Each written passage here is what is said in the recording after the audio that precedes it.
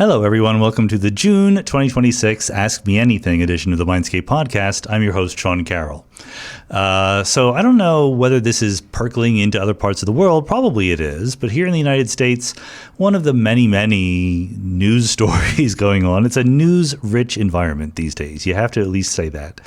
One of the many stories is that senior officials, senior elite members of our governing classes, both literally in government and in industry, have been picking fights with the Pope, with our new Pope, Pope Leo XIV. He's an American Pope from Chicago, first ever American Pope, but he's liberal in various of his inclinations, not 100% so. There's always going to be the case that the Pope is Catholic, right? The Pope is going to agree with a lot of parts of doctrine that the Catholic Church likes to promulgate, and some of those will not quite count as liberal. Some will. It's all very confusing, and it's all constructed by human beings, not actually given by God, but so be it.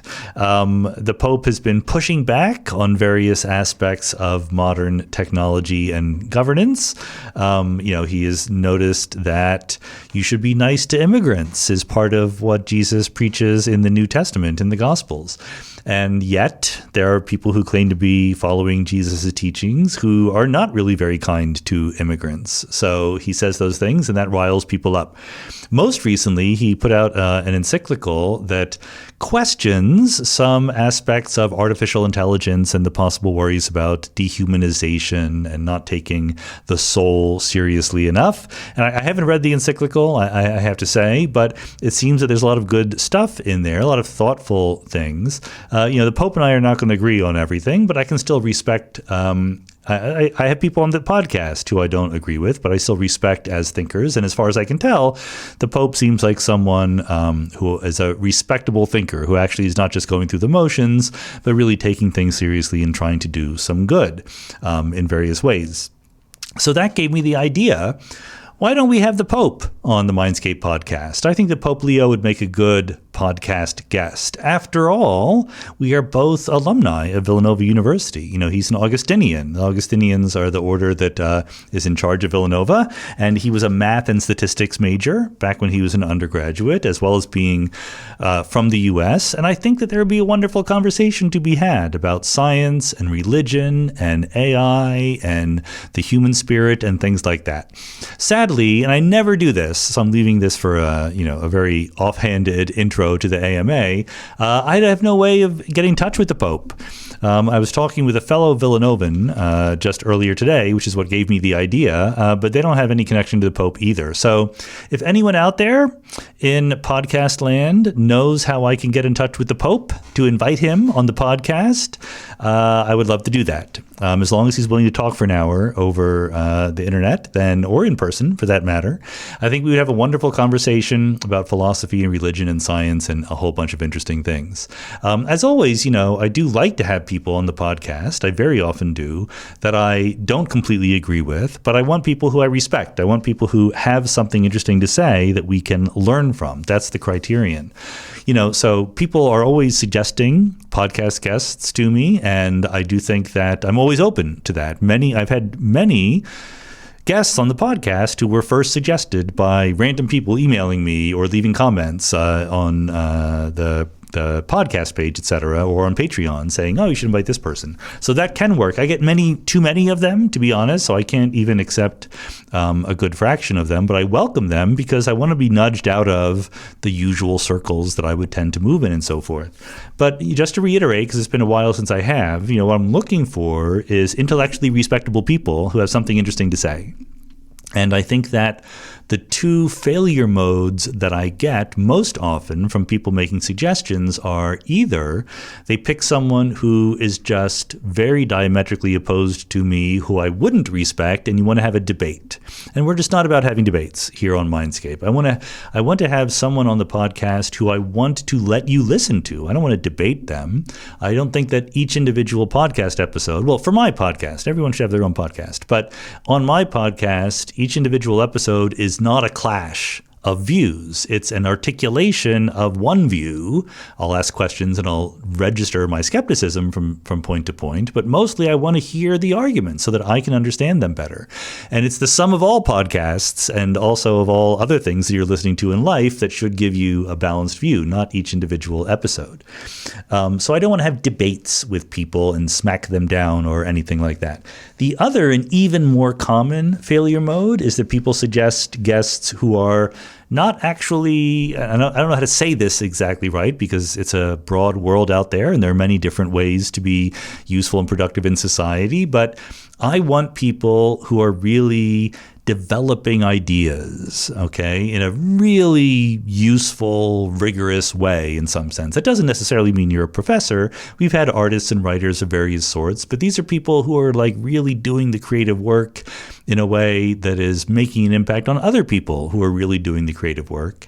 And the failure mode that I have in mind is a lot of people suggest guests who are basically other podcasters or pundits of various sorts, right? Voices that are out there on the internet or on the airwaves or what have you, who are, saying lots of things about lots of different things and saying it in a way that you might be fooled into thinking that it's really intelligent, but is just not actually engaging with the best intellectual discussion on these issues. That's why it tends to be professors that I have, because it's their job to be serious about these things.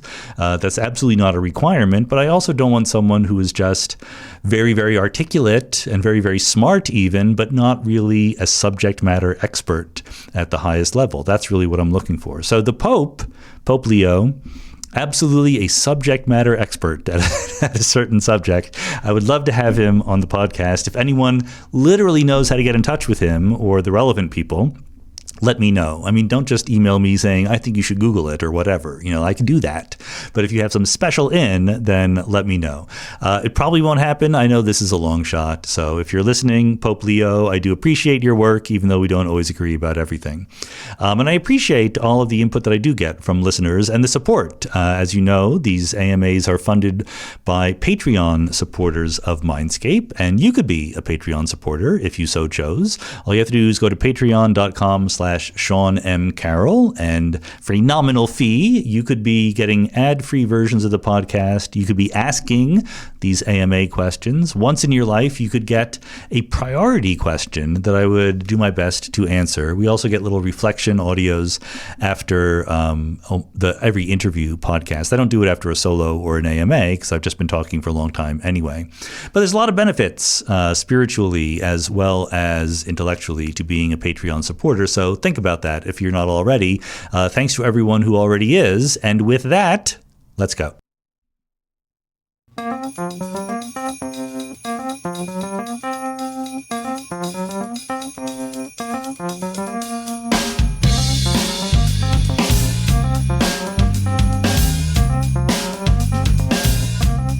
going to start by grouping three questions together. When I ask the Patreon supporters for the AMA questions, I put up a post saying, give me your questions. And at the beginning, the opening of this month's version, I mentioned that I was working on a paper with a new theory of the universe. And so hopefully it's out by now, or at least hopefully by the time you're listening to this, it's on the archive. And if it is, then I will put a link to it in the show notes. But the questions all have to do with that, since I made a provocative little statement. Sandro Stuckey says, please tell us about that paper you're working on, the one that suggests a new scenario for the possible history of, the entire universe. Ben Lloyd says, is cosmic expansion existing enough to... Sorry, there should be like commas here or something. Is cosmic expansion existing enough to invalidate the Poincare recurrence being applied to our universe? Or can recurrence still happen in eternally inflating de Sitter-like cosmologies because of finite de Sitter entropy? I'm asking because I recently saw a physicist argue that Poincare recurrence likely does not apply to our universe, since the theorem assumes something like a bounded system with finite accessible phase space, conserved dynamics, and our universe has expanding space-time, rather than particles confined in a fixed finite volume.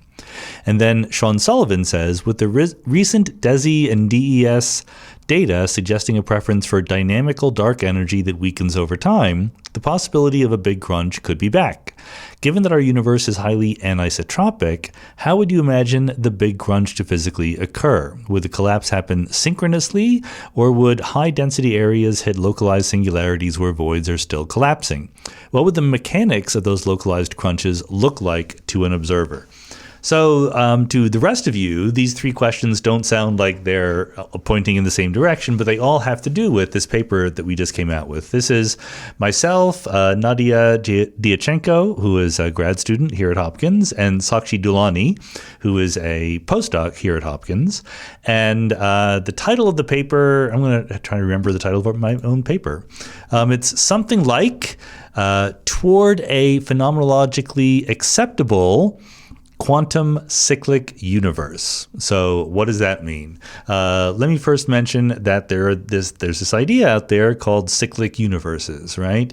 What if the universe is currently expanding, but what if it stops expanding, starts recontracting, and goes toward a big crunch? And what if, besides that, it's the big crunch is not the end of the universe, but it just goes into a bounce. So after the big crunch, you could bounce back into a big bang, you could expand, have an ordinary expanding universe, and then you could again recollapse and contract to a crunch and then bounce, and you could do this an infinite number of times. That's the idea of a cyclic universe. And so there's sort of two pieces of magic that are going on there. One is turning the Big Bang into a big bounce. So saying that there is a prehistory to the Big Bang. And of course, I've said similar things and other people have said similar things. This is an old idea, but it's still not exactly clear the best way to make it work.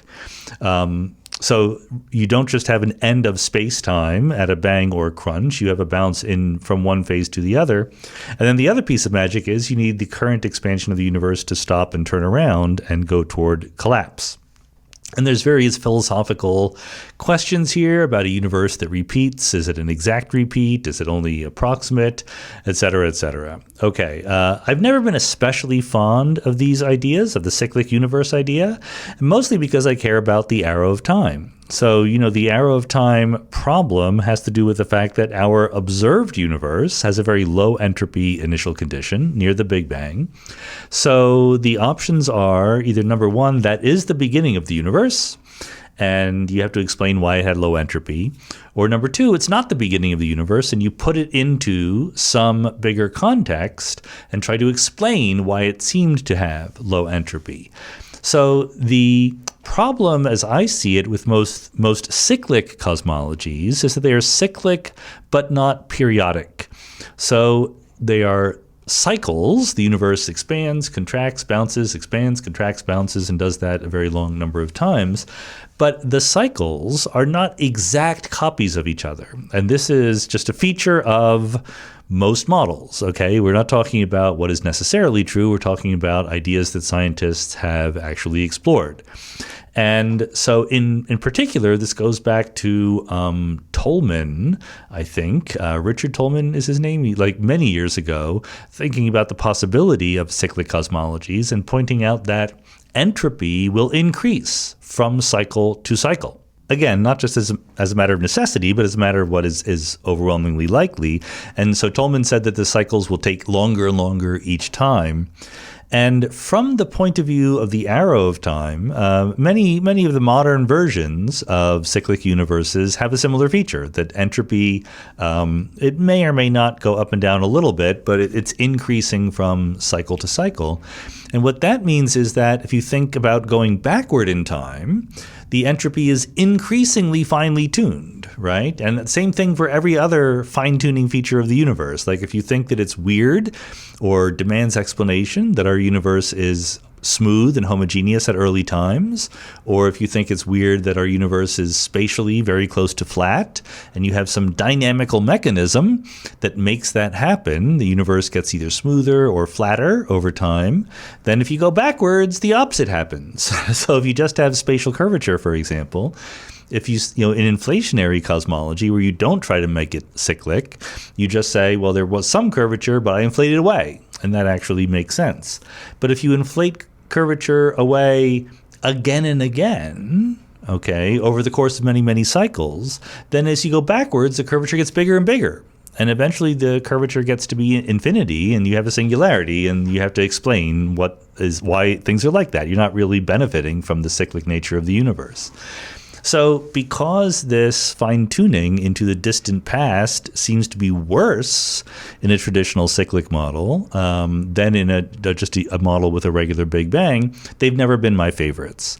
Now, I have been interested in models where the universe lasts forever but is not cyclic. Models where the far, far past and the far, far future expand forever in their respective directions, so opposite directions in time from each other, but locally from their point of view, it looks like the universe is always expanding. And it never repeats. There is sort of a minimum entropy, minimum size stage, but that size doesn't need to be small. That entropy doesn't need to be low.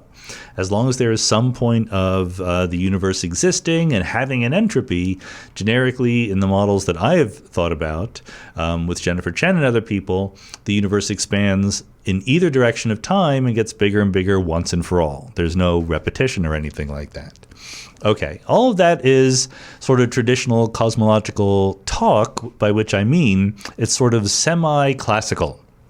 That is to say, we imagine that we can describe space-time using the classical equations that Einstein gave us in general relativity, and there might be some quantum fields living on that classical space-time, but it's basically a mishmash of quantum mechanics and classical general relativity.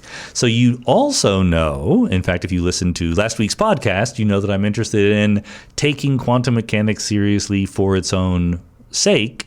And what that means is not starting with space-time, fields, all that stuff, but just starting with the quantum state, thought of as a vector in Hilbert space obeying something like the Schrödinger equation. And you can ask similar questions about the arrow of time in that context. So the framework in which we're working is the following. We imagine that the theory of everything is a vector evolving in Hilbert space. Some quantum state evolving in Hilbert space, maybe a mixed state for those of you who are experts out there, not a pure state, but it doesn't really matter. And it obeys some version of the Schrödinger equation, okay? And that's it. That's the fundamental theory, for some choice of the Hamiltonian of the universe. And then there will be, hopefully, some map or some procedure where you can say, okay, given that the quantum state looks like this, that corresponds to a certain view of what space-time looks like. And you might gesture toward what that looks like without knowing exactly all the details. And that's sort of the stage we're at right now. The interesting thing is that just saying that simple picture, just saying the universe is actually a vector in Hilbert space, a quantum state evolving according to the Schrödinger equation, and not worrying about the details about space-time and bounces and dark energy and all that stuff, still lets you say quite a bit. First off, there's a very important distinction. The very first question you ask is Hilbert space, the space of all possible quantum states, is it finite dimensional or is it infinite dimensional? And both cases are very plausible and worth thinking about. Traditionally, most people think of Hilbert space as infinite dimensional.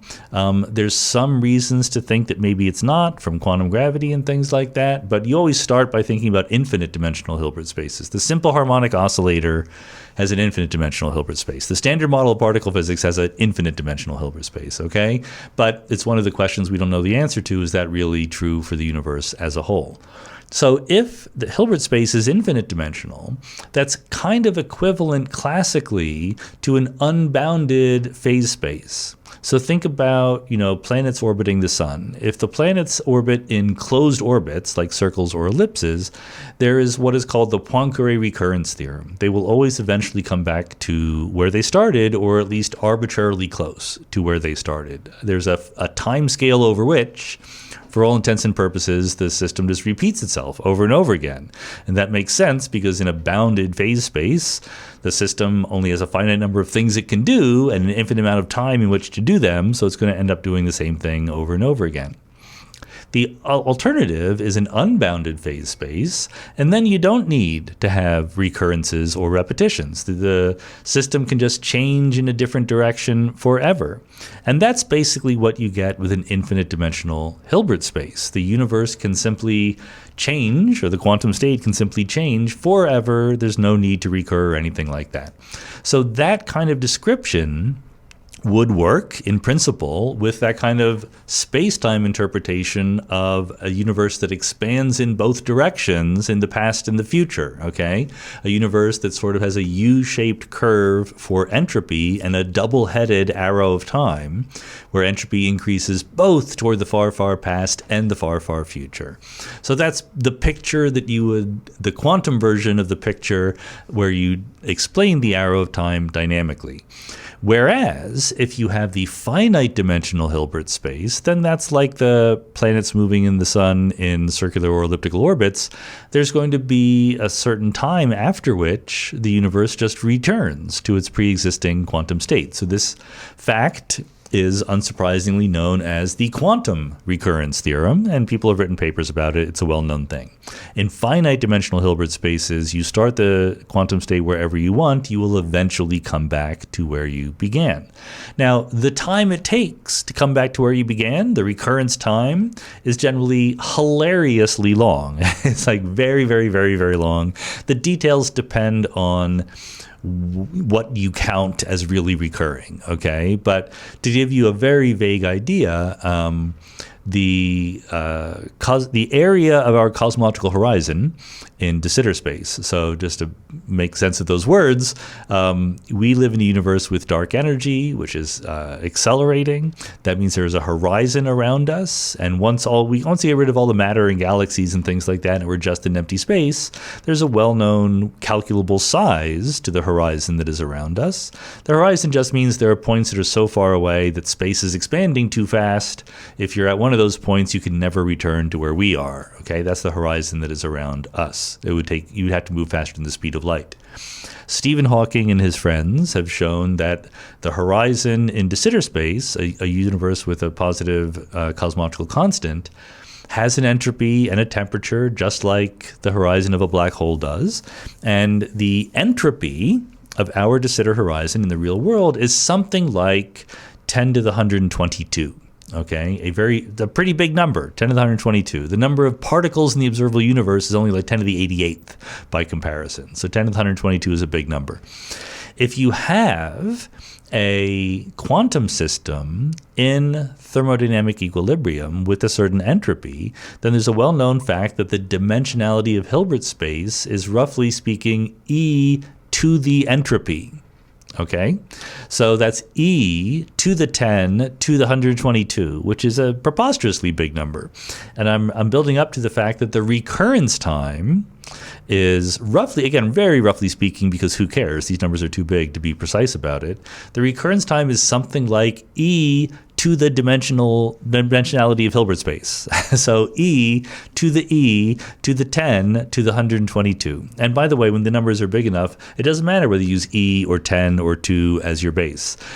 E to the 10 to the 122 is approximately equal to 10 to the 10 to the 10 to the 122. That's just how these exponentials really work out. So all of which is to say, if the universe as a whole were described by a finite dimensional Hilbert space, there would be a very, very, very long time between recurrences, but they would eventually happen, okay? And the reason why I've never been excited by that possibility is the Boltzmann brane problem. If you imagine that, okay, I'm going to imagine a universe with a finite dimensional Hilbert space. Its quantum state will just cycle through Hilbert space until it eventually comes back to where it left. And I'm going to invent an interpretation for that quantum state in terms of space-time. And I'm going to say, okay, at some moment, there was kind of a big bounce, sort of a big bang / crunch phase. And from there, my quantum state does things which I interpret as the universe expands and cools and structure forms and all those things. And then it is just sitting there in thermal equilibrium for a recurrence time, for a very, very, very long time. But it's not in exact thermal equilibrium. There are fluctuations, and those fluctuations can make Boltzmann brains, or Boltzmann observers, Boltzmann fluctuations of whatever kind you like. And the universe lasts for so long between the recurrences that most people like you and me are going to be random fluctuations out of thermal equilibrium, not people who really grow up in a thermodynamically sensible environment in the aftermath of the Big Bang. So because of this Boltzmann brain problem, I never thought that finite dimensional Hilbert spaces gave you a good description of the universe as a whole, at least not in conventional quantum mechanics as we understand it. Now, of course, maybe that doesn't bother you because you say, well, I hear all these questions, and this has to do with Ben Lloyd's question. Isn't the universe expanding? Isn't it supposed to expand forever? Shouldn't Hilbert space be infinite dimensional?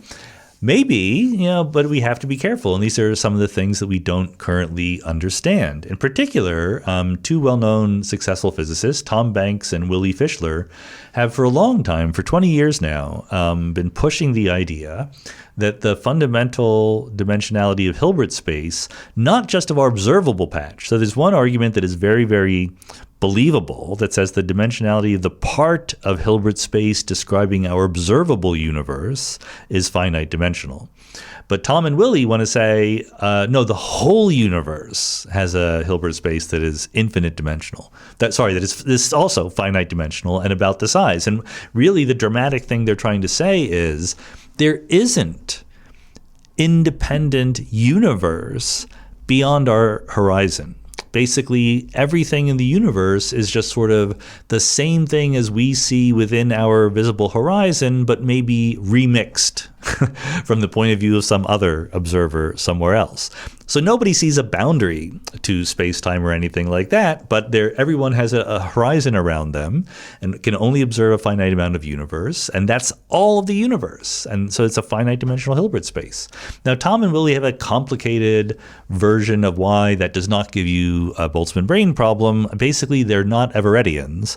They're more Copenhagen-esque, and they have strict rules for what counts as an observer and things like that, and none of it really makes a lot of sense to me, even though I have tried, because I'm just so Everettian deep down that I have trouble wrapping my brain around what they're saying. But as an Everettian, it's very straightforward. There's a quantum state, it's evolving, that's all you have to work with. And so if most of the time people like me, and if I conditionalized on the existence of an observer like myself, then I found that, it's just a random fluctuation in empty space, I would count that as bad. And that's why I was not that excited about these ideas. But what we realized, Sakshi and Nadia and myself, is that there's a loophole to this argument. And it's kind of like a fussy technical loophole, to be perfectly honest. But just the existence of a loophole, I think, is very interesting. There's not, in other words, a knockdown argument that the universe can't be cyclic and described quantum mechanically in a finite dimensional Hilbert space. And so the loophole is the following. The way that you get the ordinary Poincare recurrence theorem from Henri Poincare at the end of the last century is to say, there's some space of possibilities, some space of states through which the system evolves over time. And if you don't really, really finely tune it, it will fill that space. I mean, you have to define what you mean by the space that you're allowed to be in. So you can't change the energy of the system or other conserved quantities, but otherwise the system will wander around through the space of possibilities. So if you look at the solar system and the relative arrangements of the planets, it's not just that they will come back to the arrangement they're in right now. If you wait long enough, they will go into every possible arrangement given what the constraints are on the positions of the planets. And so there was a footnote there, unless you really fine-tune things, right? If, let's say, you only had two planets and the period of one planet was exactly twice the period of the other planet, then you wouldn't wait this very, very long time for everything to approximately line up. They would actually, since their frequencies are what we call commensurate, the frequency of one is twice the frequency of the other, since the frequencies are related by rational numbers, or by integers, in fact, in this case, then they repeat exactly, and they repeat exactly much, much more frequently than you would have figured out from this Poincare recurrence inevitability argument. It turns out that exactly the same game can be played in quantum mechanics. If the energy eigenvalues, to be technical about it, if the allowed exact energies of your quantum system are related by integers, so if they're commensurable with each other, then all of the wave function will return exactly to where it started, and the time for it to do that is much, much shorter than the typical Poincare recurrence time. And so, therefore, if you can imagine a finite dimensional quantum mechanical system that has a space-time interpretation as universe expands, recontracts, crunches, bounces, and then expands, and the cycle returns again and again, you can, number one, avoid the Boltzmann brane problem because the period is much, much less than what you had in the typical case, the generic case. And because the period is much, much less, there's just not enough time to make that many Boltzmann branes. And number two, you're not explaining the arrow of time, but you're accommodating the arrow of time because your cycles, unlike the traditional semi-classical cosmological cyclic universes, in this model, the cycles are exactly repeating each other. Okay, so in this model, which is the model we proposed in our paper, what is happening to you right now, just like Friedrich Nietzsche warned you about, has already happened to someone like you an infinite number of times in the past and will happen to someone like you an infinite number of times in the future. In our model, the universe expands from a Big Bang. It branches, because it's ever ready in quantum mechanics. So there's different branches where different things are going on. It then sort of approaches thermal equilibrium, which looks like empty space, just de Sitter space with a positive cosmological constant. It lingers there for what to you and I would count as a very long time, but still a very short time compared to the naive recurrence time. And then it starts to, matter starts to appear, and it looks like the universe is recollapsing. But of course, it's just the expansion played backward in time, statistically speaking. It doesn't need to be an exact copy. Just to be super duper clear about this, we're clear in the paper, I'm not being clear right now. The contracting phase is not exactly the time reverse of the expanding phase. It's statistically very, very similar. What is exactly the same is the cycle as a whole. So one expanding phase is exactly the same as the next expanding phase, and so on down the line.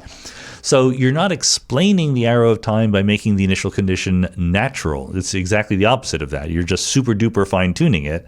But what we're arguing is that there is a way to super duper fine tune so you get a phenomenologically acceptable universe. Okay, so you're not ruined by the Boltzmann brane problem. You have exact cycles forever and ever, and it's at the end of the day, it's all just quantum mechanics that is suggesting this. We in the paper we wave our hands about how to map this quantum system onto a classical system, but space-time with a metric and things like that. But that's the part, of course, that we have the least confidence in the paper. When we're just solving the Schrödinger equation, we get it exactly right. When we're trying to interpret that as an emergent space-time, it's much harder. So again, just to be super clear, in this model, unlike most other cyclic cosmologies, the arrow of time reverses during the crunch. So the entropy increases in both directions away from the big bounce. And so what you and I would call the crunch has a reversed arrow of time to what you and I call the Big Bang. Of course, the people living on the other side of the bounce would call the phase they're in the Big Bang and the phase we're in the Big Crunch. So I hope that I covered all the bases there for these three questions. Sorry to go on about it. I thought that the paper didn't quite deserve its own solo episode, but it did deserve some explication here in the AMA. All right, let's change gears a little bit. C. Gerlando, I'm not sure how to pronounce it, says, you suggested that one reason current AI systems probably aren't conscious is that they don't get bored or tired. Giacomo Leopardi, the 19th century Italian poet-philosopher, has a striking theory of boredom. Because desire is inseparable from human existence, consciousness suffers when it has no object, occupation, fear, pain, or illusion to absorb it. On this account, boredom is not just a lack of stimulation, but consciousness experiencing the burden of its own empty duration.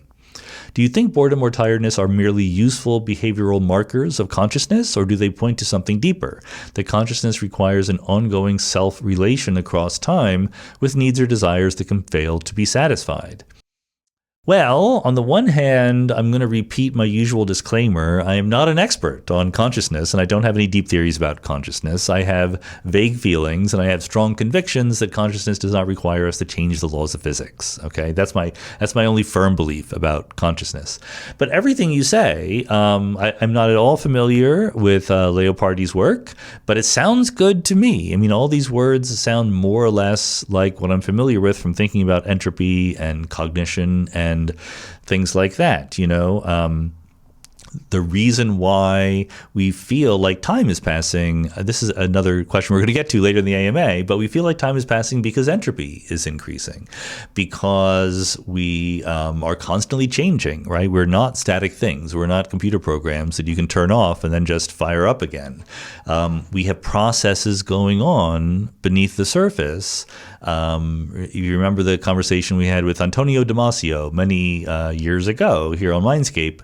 He talks about feelings and their homeostatic regulation.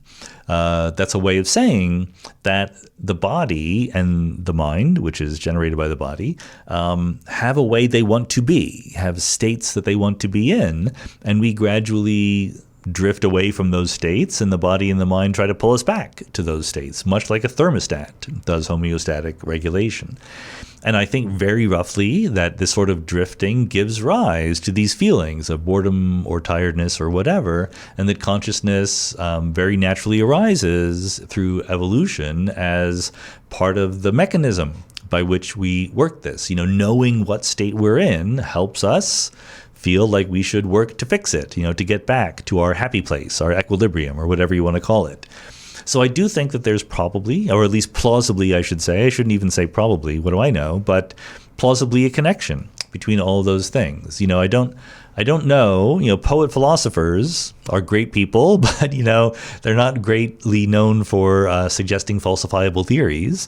So I don't know what the modern version of this is, but it might be roughly on the right track. I see no reason why not.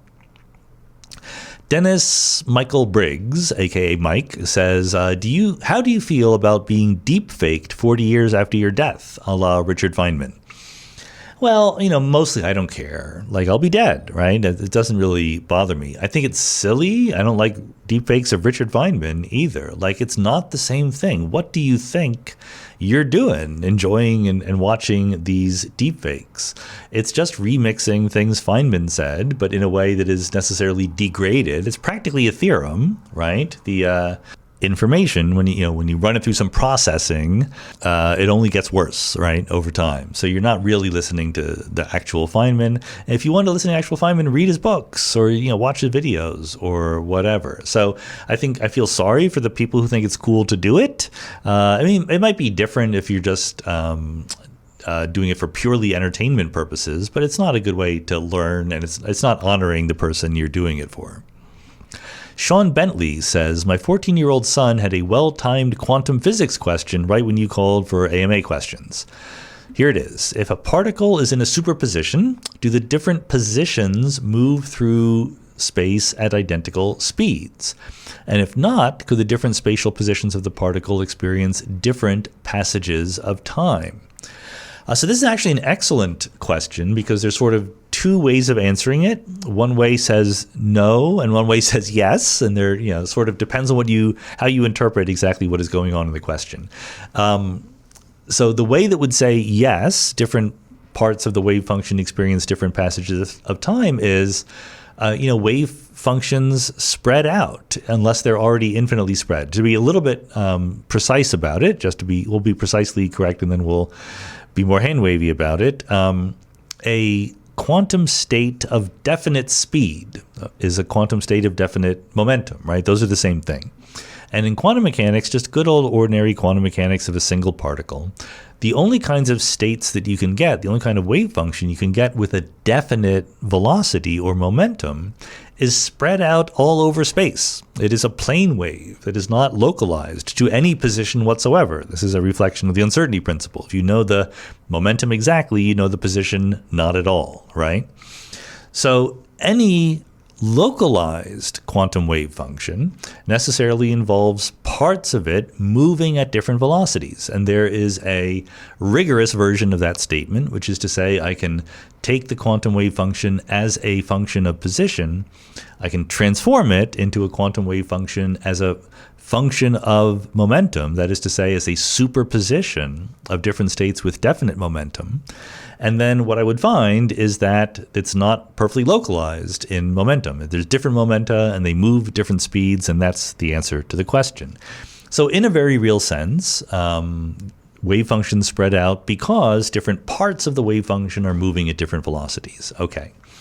The version of the answer that says no, it is not true, is you shouldn't really reify, that is to say, take too literally the idea that the wave function is literally a combination of particles at different positions. Okay, it is spread out over position. It's literally a superposition of different possible measurement outcomes for the particle.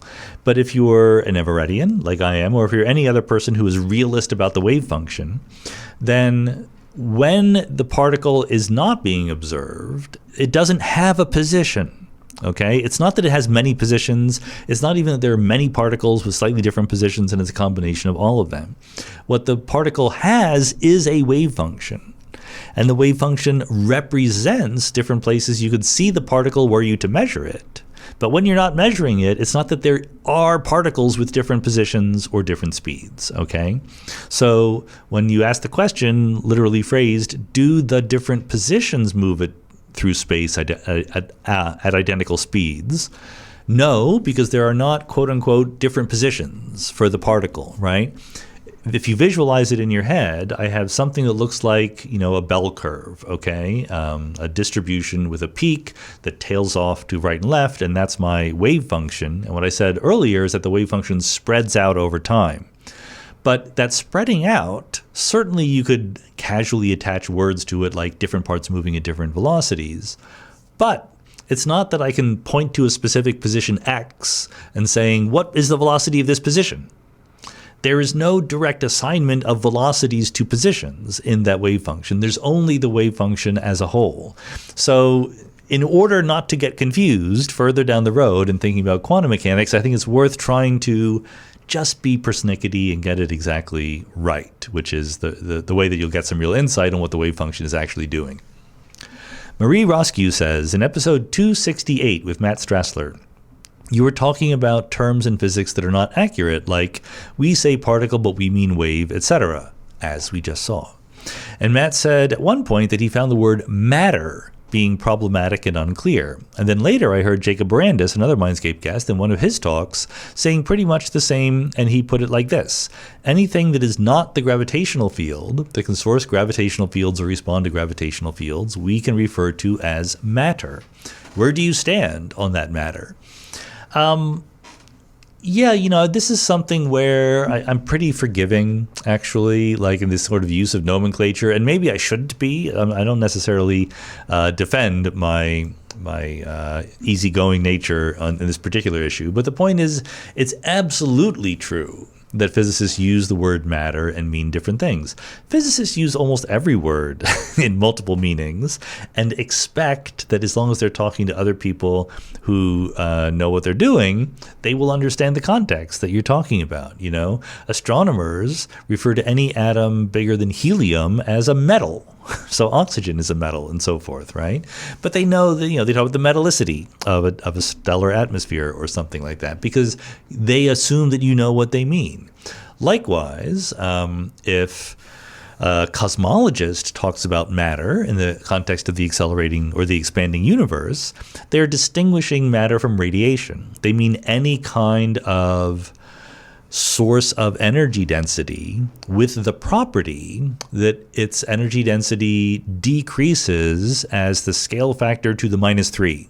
That is to say, the energy density goes down exactly as the volume goes up, because that's what slow-moving particles do, like dark matter particles or stars or galaxies, okay, or black holes for that matter.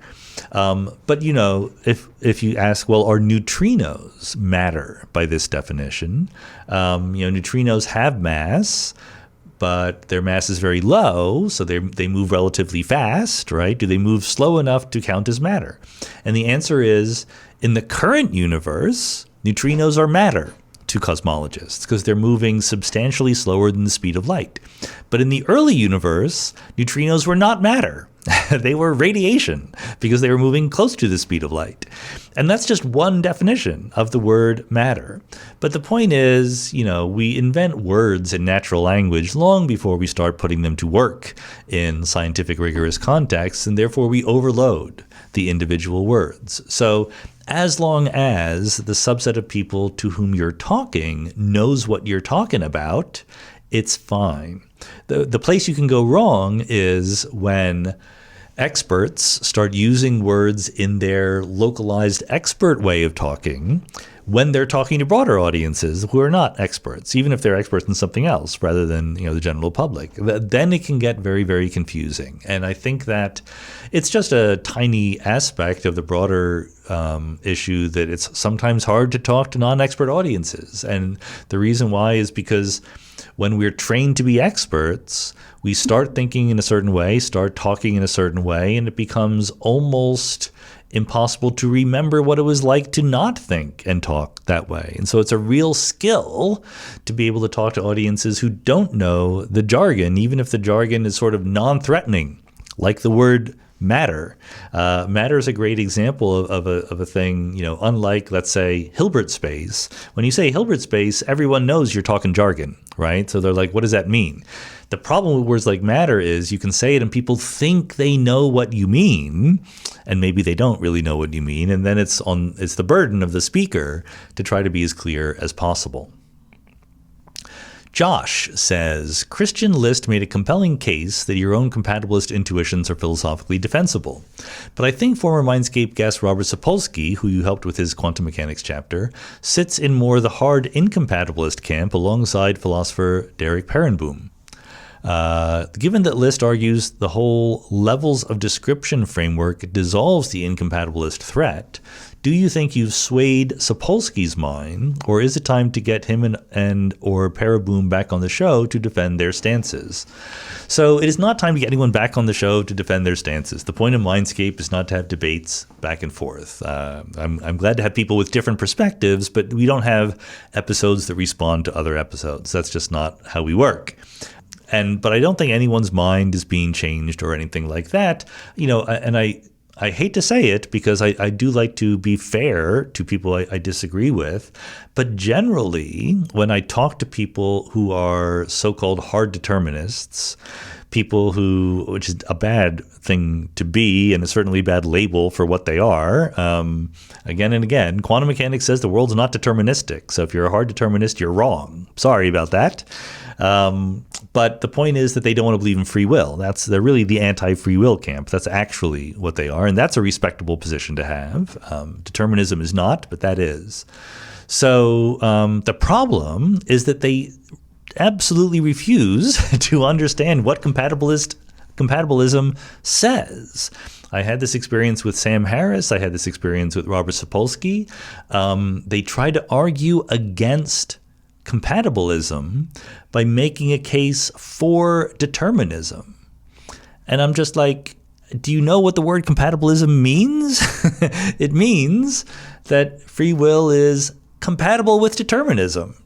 So you can't argue against the claim that free will is compatible with determinism by saying the world is deterministic. We've already admitted that that's allowed as a possibility. I think, by the way, it's not true, but it's allowed. If it were, I would still believe in free will. And I've told them that. I told Sam Harris that. I told Robert Sapolsky that. It just has no impact. I really don't get it. There are better arguments, and some people do have better arguments. But I mean, neither Sam nor Sapolsky are professional philosophers. They just think that they're finished with this question when they say that things are deterministic. And I think that the real experts, I don't know Paraboom, but I'm sure that he's a little bit more subtle about it and recognizes that just shouting about determinism is not actually a counter-argument to compatibilism. Adam Mills says, I have a crackpot question about UFOs. Consider the claim of gravitational propulsion put forth in recent years by the UFO community, essentially a non-reactive system that instead manipulates the medium of space-time for propulsion. Fine. What has me thinking is this. Considering that the Earth is subjected to a myriad of gravitational influences, including the sun, the galaxy, the great attractor, etc., wouldn't this give it a sort of complex trajectory through space-time? And if so, in order for an object that is existing outside of the influence of gravity, like a UFO, to follow an object that is being influenced by gravity, like the Earth, wouldn't it also need to know that very specific trajectory through space-time in some way? If that all tracks, my real question is this. How would you speculate that this could be accomplished? What mechanism or concept do we know of that can bridge between two objects that are theoretically separated by gravity like this? Look, the only honest answer here is that all of this is just nonsense.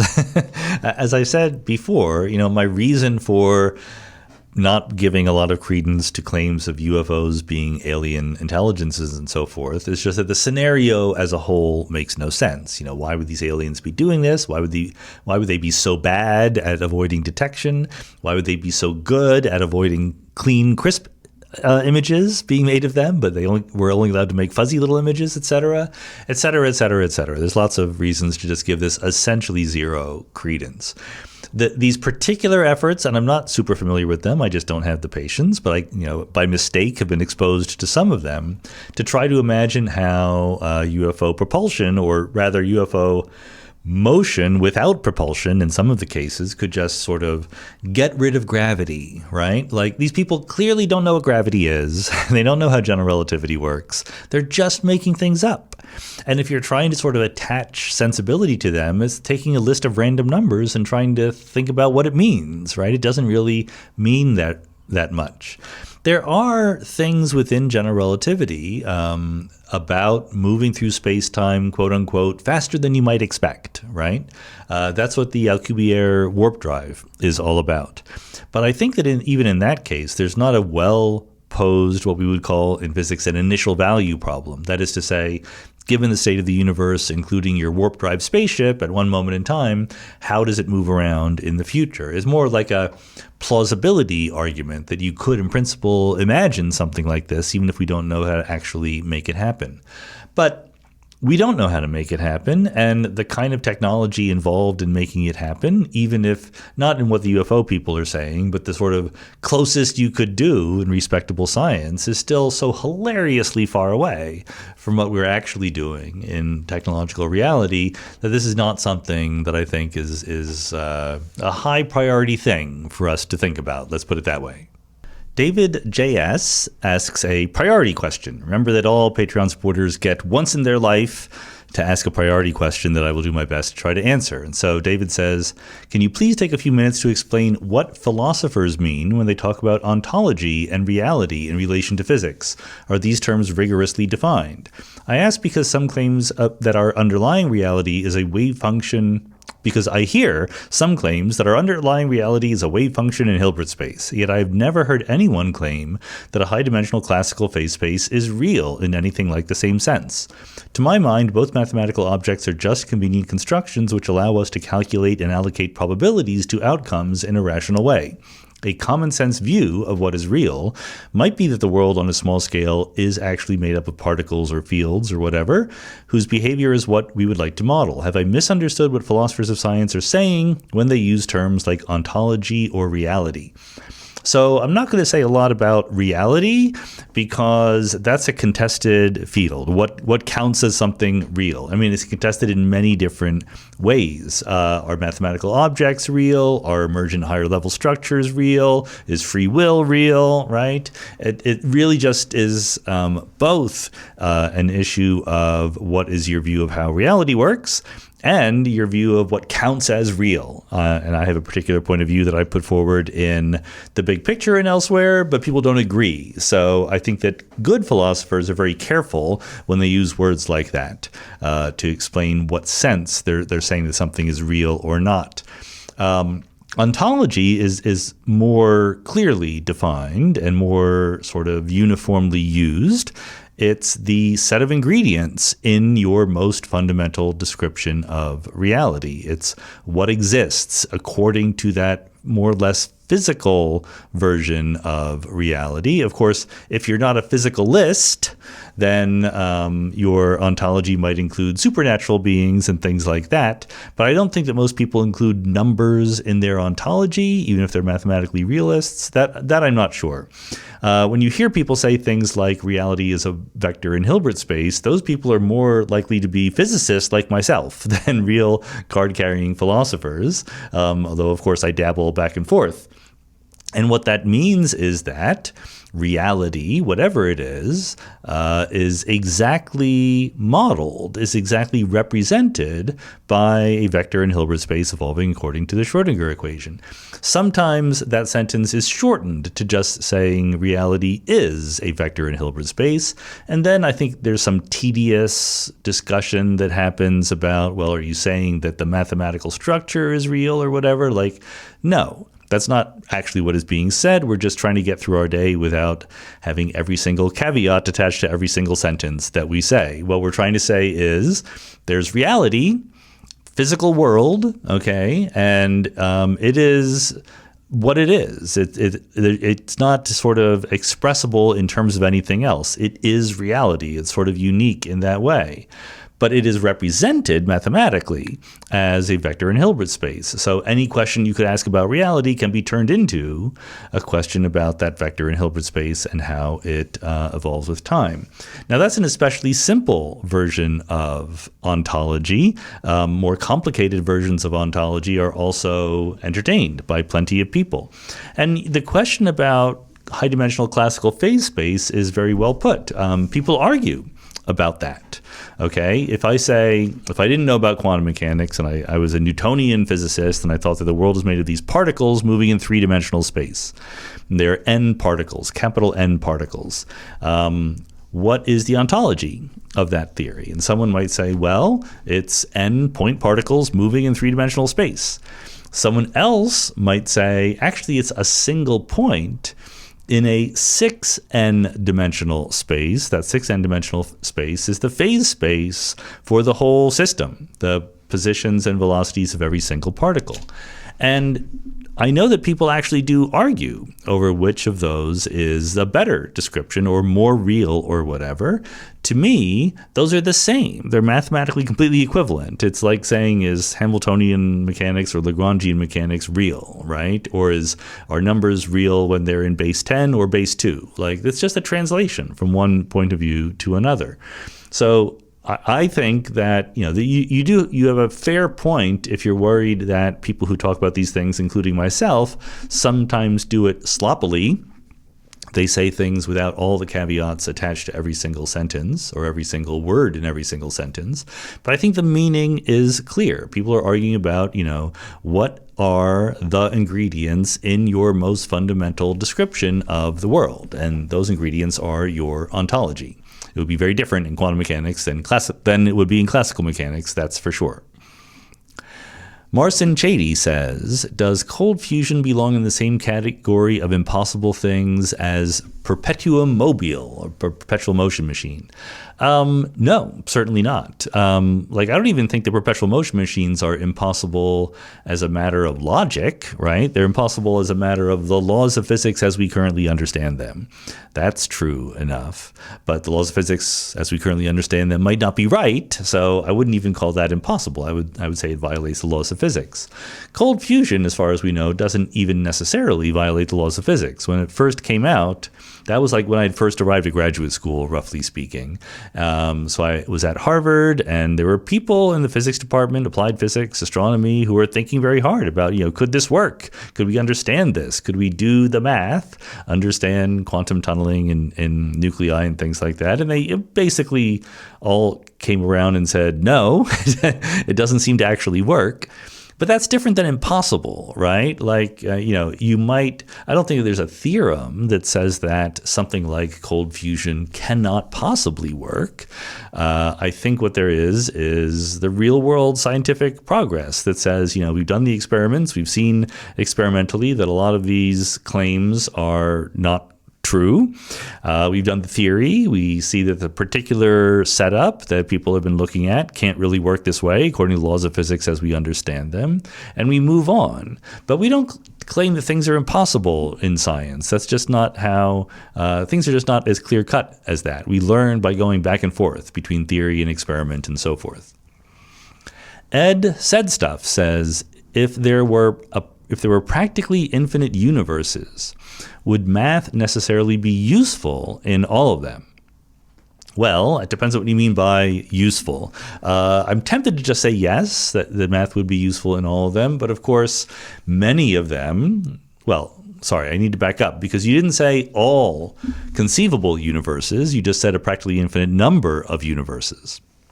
So you could absolutely imagine a practically infinite number of universes and still nowhere near all conceivable universes, right? But if you were thinking about all conceivable universes, many of them would be anthropically disallowed. That is to say, there's no way for intelligent, conscious creatures to exist in these universes.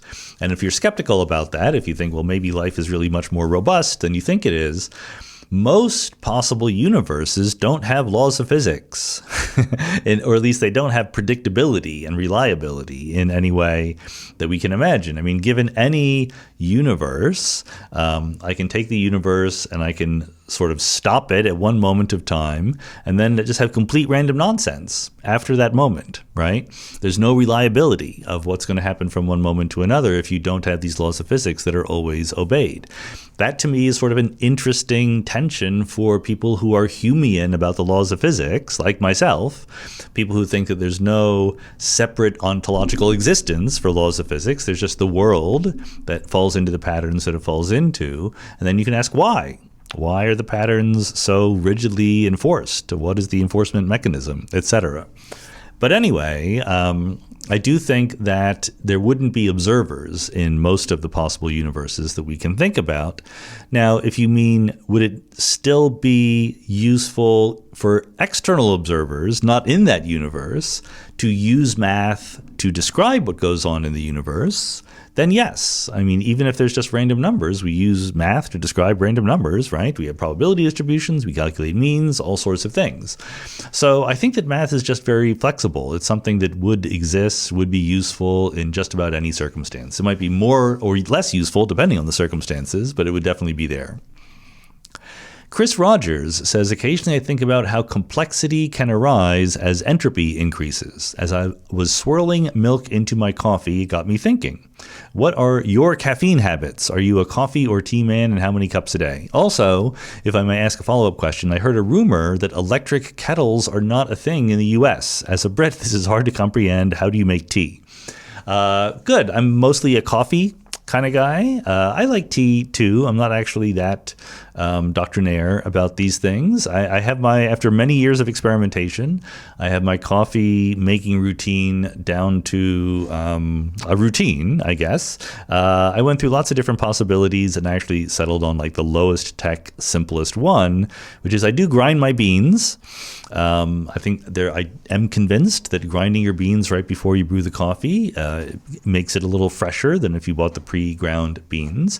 And then I just do a pour over. I just have a big old mug and a plastic cone that I put a filter into, and I put the beans in there. Sometimes I'll put some Turkish spices in with the ground beans, and I'll pour hot water right over it. How many cups a day? Always at least one, as many as 3, not a huge number, really, like usually 2. 2 or 3 maybe. As far as the kettle situation is concerned, you're completely right. Americans generally don't use kettles, and our household is an exception to that. We love the electric kettles. It's just super duper useful. So we have a kettle, and when I pour my hot water over the cone to make the pour over coffee, it is from an electric kettle. They're super convenient. But look, I don't think that they're so convenient that it's some kind of disastrous mistake that they're not that common in the United States. You can microwave water and heat it up. You can put a tea kettle over the stove and heat it up that way. I've done it both ways. It's just not that bad. So I do think the kettles are useful, and I use one myself, but I don't comprehend the lack of comprehension about alternatives. I think alternatives are not that hard to find. Perry Wan says, what are the boundary conditions for something to be a Boltzmann brain?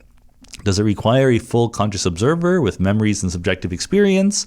Or could something much simpler, a particle, atom, measurement event, or wave function collapse, count in any meaningful sense? And if a small observer-like fluctuation formed, could it persist and interact with its environment, potentially becoming part of a larger emergent system? Or is a Boltzmann brain, by definition, an isolated and short-lived fluctuation with no real developmental continuity? Well, I think that the important thing to keep in mind here is that it doesn't matter. It doesn't matter what your personal criteria are for making a Boltzmann brain or a Boltzmann observer or other kinds of Boltzmann fluctuations. The important point is that we have, by hypothesis, we're imagining a situation where there are randomly fluctuating things happening.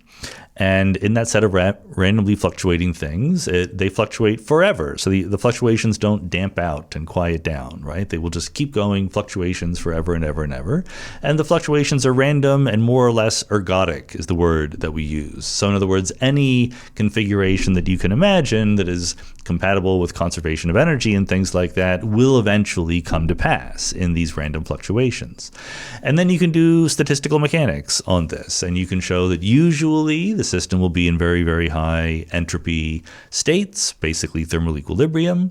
There will be fluctuations, and you can tell me the relative likelihood of those fluctuations. Namely, if the fluctuation decreases the entropy of its surroundings by a factor delta S, change in entropy, S is for entropy, then the probability, the relative probabilities of such a fluctuation goes e to the minus delta S, which is to say you will get non-zero probabilities for every single fluctuation you can imagine, but the larger the fluctuation you care about, the less frequently it will happen, the less likely it will be.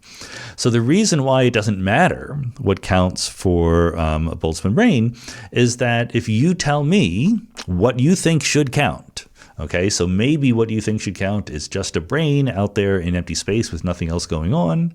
Maybe you think, no, it wouldn't count unless there was a period of time over which the brain gathered information, maybe has a body with some sensory organs. Maybe you just insist that there be like a whole planet with an atmosphere and a star or whatever you want, okay? You tell me what you want. Fine. With overwhelming probability in this scenario, that thing that you want will exist much, much more often as a random fluctuation from the surrounding thermal equilibrium than it will as something that developed in a thermodynamically sensible way from a very low entropy Big Bang boundary condition. So people have put work into thinking about like how much of a fluctuation do you need for Boltzmann brains and things like that, but it really basically doesn't matter quantitatively. As long as you have an eternal universe with random fluctuations in it, most observers are going to be minimal such fluctuations.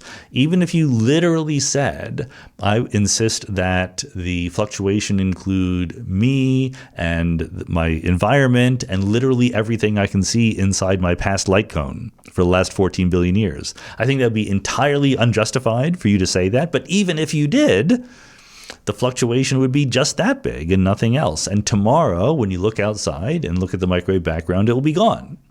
Because you didn't need that, right? You just fluctuated into existence. So I think that's the important lesson of the Boltzmann fluctuation thing. You're not going to get out of it by thinking hard about what is required for a Boltzmann brain. The other thing to emphasize is that the fluctuations are not that quick, right? Like short-lived. I mean, it depends what you mean by short-lived. But remember, the whole point of the Boltzmann brain is that we're looking for trajectories through phase space that are the most likely ones, given some boundary conditions on whatever macroscopic features you want your brain to have. So there's no like sneaky internal correlations that you might have in the real world, because like in the real world, we all come from a lower entropy past. So what that means is that very roughly, the future evolution of the Boltzmann brain, so like you fluctuate it into existence, and then what happens? If it's just out there, maybe it would freeze. Maybe it would like freeze into a rock and only very, very slowly decay. Like whatever it actually you think would happen. The assembly process of the Boltzmann brain is exactly like that, but played backward in time. There's an absolute symmetry between the future of the Boltzmann brain at whatever moment you have installed your conditions that I want the brain to look like this. The future and past will look statistically the same. So that might take a very long time for the Boltzmann brain to fluctuate into existence. At least it might take, years or millions of years or whatever. But that's very, very short compared to the lifetime of an eternal universe. Alex Dubrow says, in your recent interview with Christian List, the intentional stance was discussed, mainly in terms of interpretation from the perspective of an observer. But Daniel Dennett's framework also included the design stance, which wasn't discussed by List, and that seems crucial because it grounds intentional explanation in objective functional organization rather than mere observer projection. Do you think Dennett is sometimes unfairly characterized as a pure instrumentalist about agency and intentionality when his actual position was closer to the idea that higher level patterns are real insofar as they provide stable predictive and explanatory power, much like your own poetic naturalism? Yeah, in some sense. I'm not the perfect person to ask this about, because when you're asking questions like, is someone sometimes unfairly characterized? Sometimes, right? I certainly don't have the data on how often that happens or how many people think that way. But there's a very general tendency in many intellectual circles where you're dealing with difficult questions that when someone has a nuanced view on a difficult intellectual question that is a little bit related to a simplistic view but is much more nuanced than it, people will inevitably attribute to them the simplistic view that is closest to their nuanced view, because people don't carry around in their brains a very accurate representation of other people's nuanced views. Okay, it's just too much work. You got to keep everything straight. Even if you really work to understand somebody, and then you think, okay, I've done it. Like this person actually has quite an intricate view, and I'm going to try to get it right. Like a few days later, it's gone. You're back to thinking of the sort of cartoon straw man version. So Dennett has always tried to be very straightforward about physical stuff making up the world being the fundamental things that exist, and higher level things emerge from them. Although he didn't use the word emergence a lot, but that was definitely the word I would use to describe what he was talking about.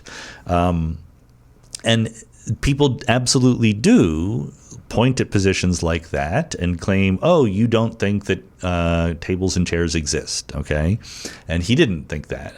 He didn't think that tables and chairs don't exist. As you say, he thought that they do exist. They're real patterns in the world. Now, I also, and I had this disagreement with Dan. I tried to talk him out of it, but he was kind of too willing to feed that misimpression by referring to himself, and Keith Frankish and others also have this label for themselves, illusionists about consciousness. Okay, there's a bunch of people out there, and Dennett was one, and Frankish is another one, who say, I am an illusionist about consciousness. And if you say, oh, so you mean you think consciousness is an illusion? And they will go, oh, no, I don't mean that. Dan will specifically say consciousness is real, but it's not what you think it is, or qualia is real, but they're not what you think they are, or something like that. So the illusion is not the existence of consciousness, it's the way that consciousness comes about and where it comes from that is the illusion, okay?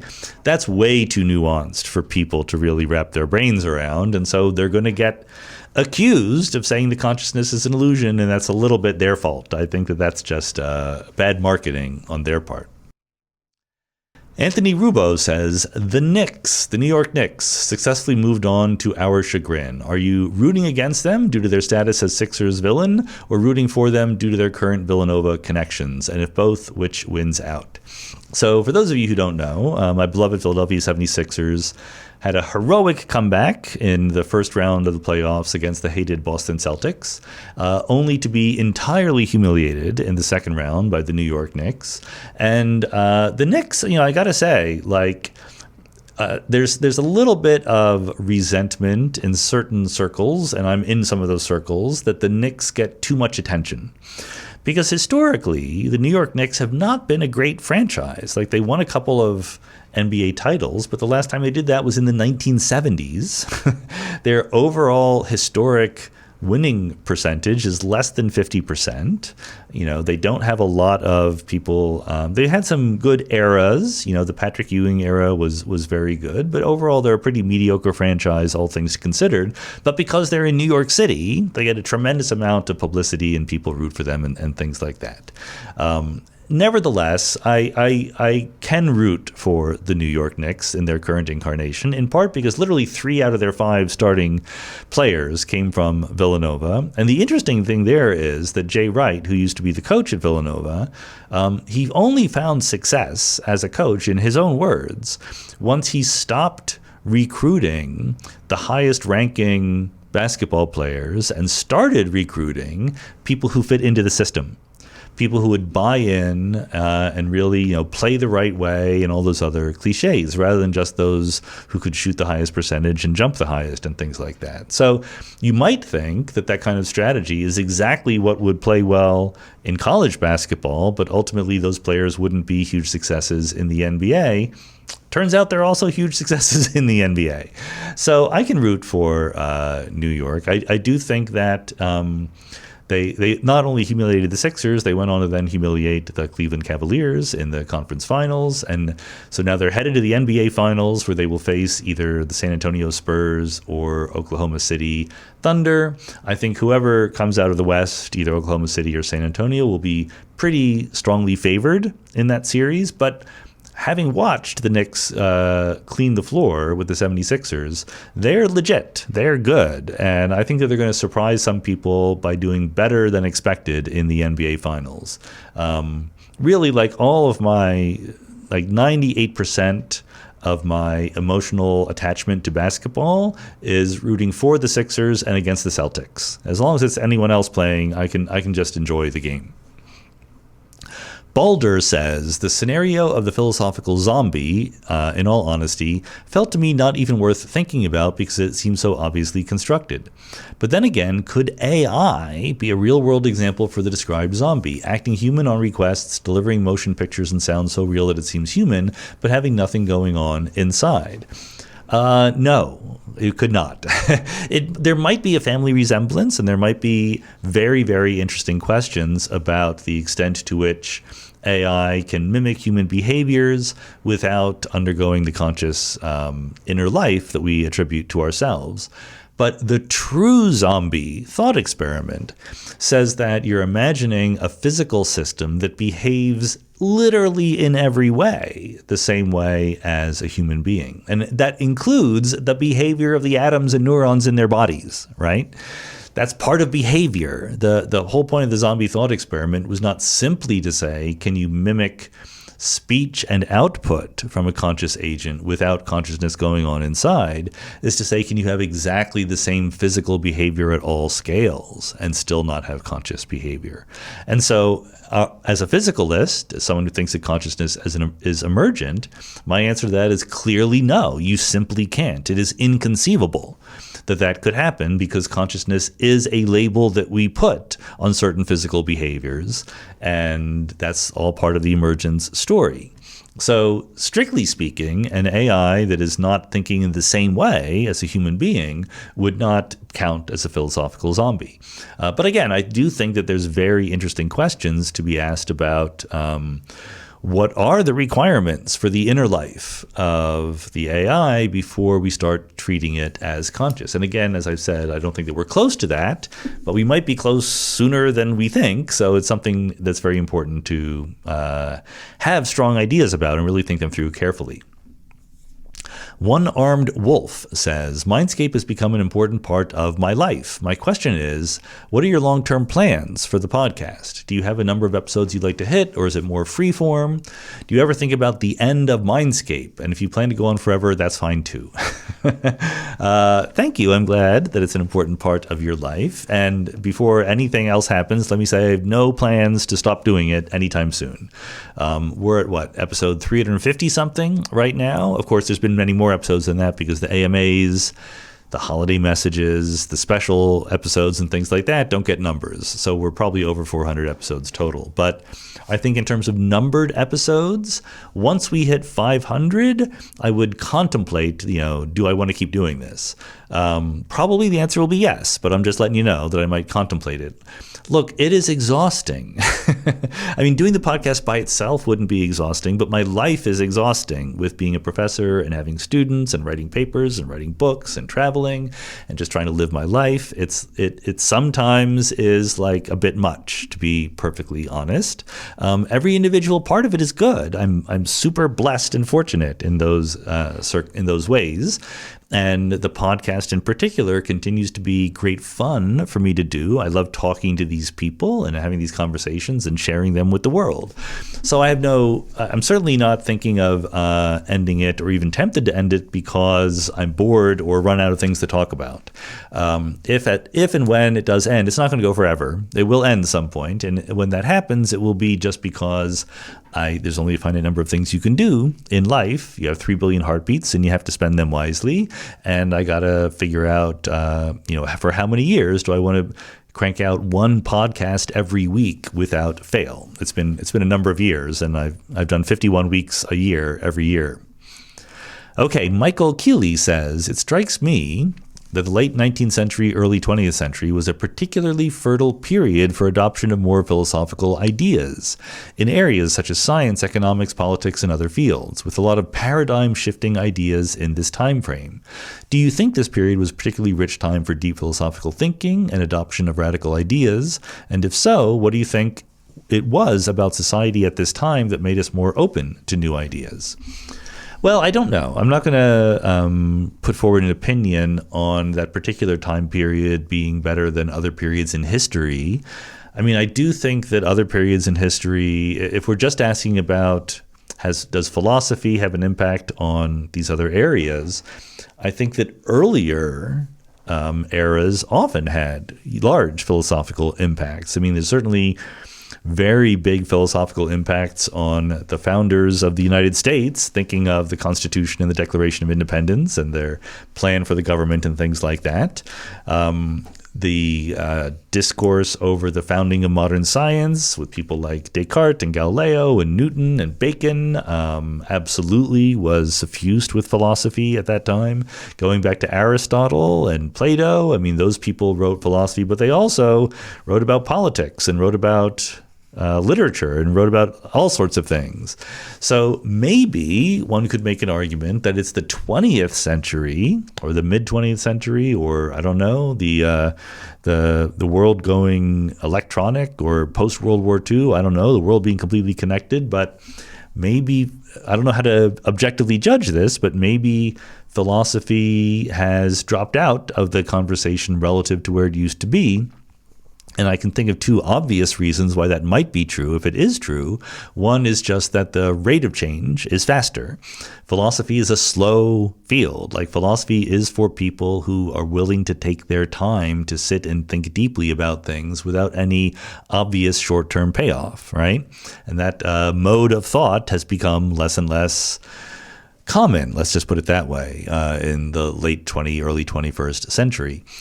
And the other reason is just that knowledge has become very specialized, right? Knowledge has become bigger. There's more things that we know now than we knew 100 or 1,000 years ago. It is harder for any one person to be a master of all these different areas. And therefore, specialization occurs. And specialization means that people in any one area are not paying that much attention to other areas. So it's not just philosophy. I think that physicists don't pay a lot of attention to economics or biology or politics or art or whatever. And likewise, chemists don't either, nor do historians, etc. People don't pay as much attention as maybe they used to all these other things simply because there's too much of it out there. Again, I don't know if that's actually true, but I think it's plausible. And I think the solution is, I don't think that we can demand that every person be an expert in everything. That's not plausible. That's not feasible. What we can do is try to encourage people to talk to each other, right? To actually engage with people who are experts in different areas, to get feelings for what the relevant thoughts might be, and to take the opinions of experts outside their field seriously. Like, as someone who has been a university professor for many, many years, I'm well aware that people in Department X don't always have very high opinions of people in Department Y for just about any choices of X and Y. And I think that's a tragedy. I think that's just terrible. Like, people are not humble enough about the fields they're not expert in. And that's not only true for, people on the streets who get their ideas from podcasts. It's true for the best intellectuals we have in the world also. So that is a feature of the modern world that I think we could certainly do a lot better at. Okay, I'm going to group a couple questions together. Rob Gebele says, has your credence that advanced AI could become an existential risk to humanity increased in recent years? I'm especially curious whether developments in autonomous AI agents, including systems that can coordinate complex tasks and even hire humans online, have updated your view meaningfully. John Plasterer says, you've developed some well-formed opinions on the limitations of language models and articulated them on your show. With the recent result from OpenAI disproving a well-known central conjecture in discrete geometry, does this change your view on language models directly contributing to new physics? If not, what would change your opinion? So both about, the capabilities of LLMs and other AI models and things like that. So for John's question first, the recent discovery or proof, I guess, of a conjecture by an LLM. I don't even know which one this is referring to because there's been several of them.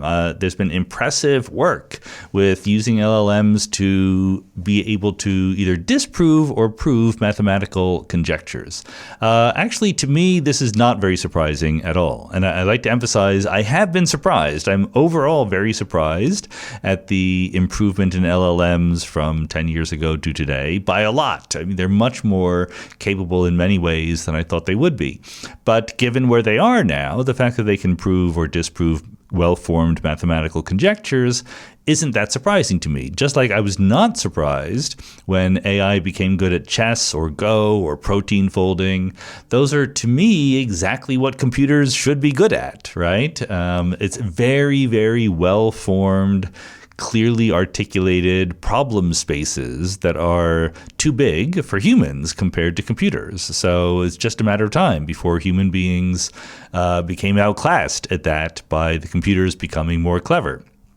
So I don't know how far that will go, but I think that it's this feeds back into Rob's question also. I think it's important to recognize that one of the huge mistakes that people make, and people make it at different levels, so I'm sure that you, the person listening right now, doesn't make this mistake, but many people still today insist on thinking of intelligence as a single one-dimensional thing. I was having this conversation with Alison Gopnik, former Mindscape guest, a little while ago when we were both in Santa Fe. We were talking about how frustrating it can be to get through to people who have an overly simplistic view of intelligence that leads them to think that, any day now, AI is going to be just as good as PhDs or whatever. The reality is that they're going to be just as good as PhDs at some things and not others. And that's just not that sophisticated a thing to understand. I think it should be very understandable.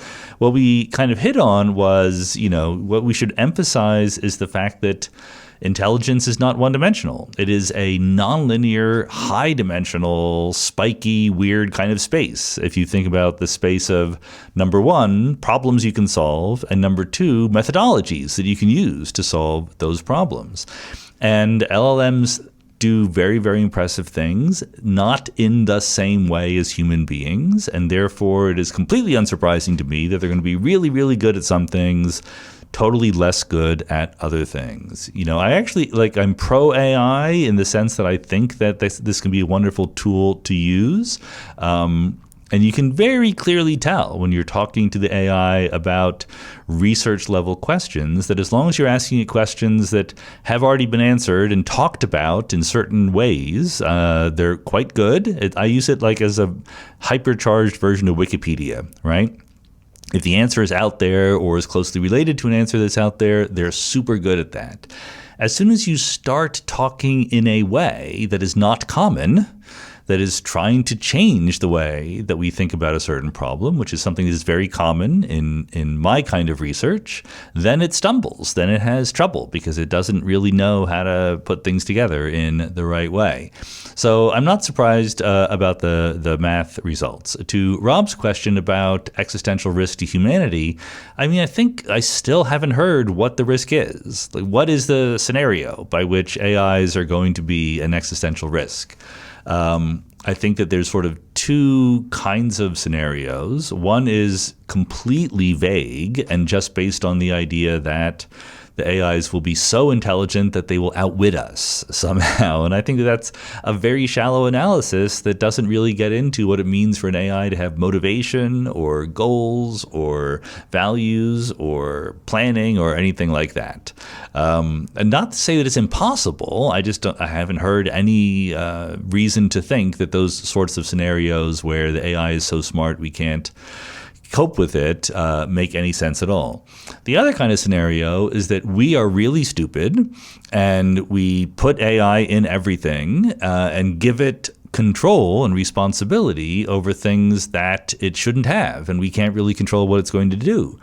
That I see is perfectly plausible. That's clearly happening right now, right? Plenty of people are turning tasks over to AI and then realizing, oh, actually it doesn't do such a good job. And if those tasks are super, super important, then we're going to be in trouble. I see no possible way in which that's existential. Existential risk means literally eliminating human beings from the planet. I can imagine planes crashing. I can imagine people losing their bank accounts. I can imagine all sorts of things like that. I can imagine companies going under because they fire a bunch of employees thinking that they can effectively replace them with AI and realizing that that doesn't work quite that way. But none of those is an existential threat. We have plenty of existential threats that are just much bigger than that one, from nuclear weapons to even worse biological worries. So I would worry about those first. Robert Ruxandrescu says, when talking about the top 5 players in NBA history, how do you personally classify them? What matters? Does team performance matter? Do the number of championships matter? Stats? Should we look at offense and defense equally? What would be your top 5 and why? So again, I'm going to give an unsatisfying answer. I think that the project of talking about the top 5 players in NBA history is completely ridiculous, completely ill-formed. It's just not a good question for all sorts of reasons. Mostly because the game changes, right? Someone who might have been the most effective player in the 1950s is not going to be the most effective player in the 1980s, and that player is not going to be the most effective player now. Not just because the training regimen and the skill sets have changed. They have. People have become more athletic and so forth. But it's completely false. By the 1960s, the athletic level in the NBA was very, very high. If you see those old films of Bill Russell and Wilt Chamberlain, those people would dominate today very, very effectively. But the useful skills have changed, right? Your three-point shooting did not matter in the 1960s. The NBA literally didn't have a three-point line. But most importantly, it's a team sport. And most importantly, even more importantly than most importantly, it's a results-oriented sport. So here's how I think about it. When I was a first-year college student at Villanova, that's the first time Villanova won the NCAA basketball championship. And for those of you of a certain age and a certain inclination, you remember that game because Villanova beat Georgetown in the final game in one of the biggest upsets in NCAA history and also one of the most thrilling games. Like Villanova played out of their minds. It was a statistical fluctuation. They barely missed any shots, and still they only won by like 2 points, right? It was still very, very close because Georgetown with Patrick Ewing was just an incredibly talented team. Everyone thought that they would win quite easily. And Ed Pickney was the center for Villanova, the guy who got matched up against Patrick Ewing. He was not as good as Patrick Ewing by any stretch of the imagination. And I remember the two of them became friends, Patrick Ewing and Ed Pickney, and they were being interviewed years later on some TV program, and Patrick Ewing said, yeah, I've finally gotten Ed to admit that our team was actually better, even though we didn't win that game. And I think that that's just a wrong way of thinking about it. What matters is who wins the game. That's the point. Like the fact that you maybe should have been better in some metaphysical sense in other possible worlds, you won the game. Who cares? It matters who wins the game. That's what the game is about. That's why we play the games. That's why it's fun to watch them, because you don't know ahead of time who's going to win. And so when you say the top 5 players, and I don't mean for Robert to, bash you, like everyone in the world talks about the top 5 players. We have our favorite players to watch and things like that. But I just think that, if once you start taking the project seriously, it falls apart. Like, what do you mean? Like, as you say, how do you classify them? Is it the team performance that matters? Because it is a team sport. Is it individual stats? Is it championships? And the answer is none of that. Who cares? What matters is who wins the game, and you need to watch the game to see what happens. I do remember, the fact that it's a team sport, it is very important. Apparently there was a story, I don't even know if this story is true, but it's one of those stories that is a pretty good story, so you tell it anyway. Michael Jordan on the Chicago Bulls, in the early days, we forget now, but he really struggled for the team, for the Bulls, to win. Michael Jordan was incredibly effective right out of the gate. As soon as he landed in the NBA, he was very, very dominant, but his team didn't go very far. And it was mostly because the team wasn't very good in different ways, and it was just hard for them to get over past really good teams that were around, like the Boston Celtics, the Detroit Pistons, etc. And Phil Jackson at some point had just become the new coach of the Bulls, and he was trying to convince Michael Jordan that it was a team game and that he should sort of not just try to do everything himself. And the story, which again, I don't know if it's true, goes, so at one point Phil Jackson says, all right, Michael, if you think that you're so good and you're better than everybody else, you're going to play 1-on-5. Okay, we're going to play by the real rules of the NBA, but there's going to be 5 people on the other team, and you're just going to be the one person. That's going to be your entire team. And Michael Jordan is like, sure, all right, I'll do it. I'll beat these chumps. And all right, he says, okay. And then they go to start playing, and Phil Jackson says, well, no, you got to inbound the ball. You got to throw the ball from outside the out of bounds line to a player inside. And Jordan's like, but there's only me. And Phil Jackson is like, yeah, that's right. It's just one of you. Doesn't matter. You can't even inbound the ball unless you have a team playing together. I like the fact that it's a team game. That's one of the joys of the NBA. You can't even compare different teams from different eras. So I like the reality of the game. I like the actuality. I like the games being played and seeing which team is going to win and all that stuff. Now, having said that, having been grumpily philosophical about it and trying to be metaphysically accurate, there is a question, which is very down to earth. If you're a general manager of an NBA team, would you trade one player for another, right? Or who would you draft first, or who do you want to sign as a free agent? Those are very operational questions, because that's not who is the best. That is which person at which contract level will help the rest of the team I already have win more games, right? And that's a very down-to-earth question. And again, I don't think that you can just look at stats or skills. You have to fit in with the rest of the team. That's because it's a team sport, and I think that really matters. Leo Behe says, in your interview with Alex O'Connor, you said that you don't find necessity to be a compelling explanation for the constants of nature, and that they could have easily been different. I believe you also consider possibility to be an epistemic concept rather than an ontological one. If so, when you say that the constants could have been different, are you basically saying our knowledge underdetermines the values of the constants, or are you saying that you think we will not find deeper laws that the constants are derived from, or have I misunderstood you completely? What I'm saying is, I think about possibility and necessity in the language of possible worlds, right? Following David Lewis and other people. If you think that we can imagine the space of all possible worlds, and the problem is we can't, right? That's too big a space, all possible worlds. And, the space of possible worlds is much, much bigger than the space of branches of a wave function in Everettian quantum mechanics. In the branches of the wave function, you still have the same laws of physics pushing you around in each branch of the wave function. In all the possible worlds, you literally have every possible world with all the different kinds of laws of physics. Some worlds don't have laws of physics, different dimensionalities of space-time. Some worlds don't have space-time. Some worlds are just a point, like literally every possible world.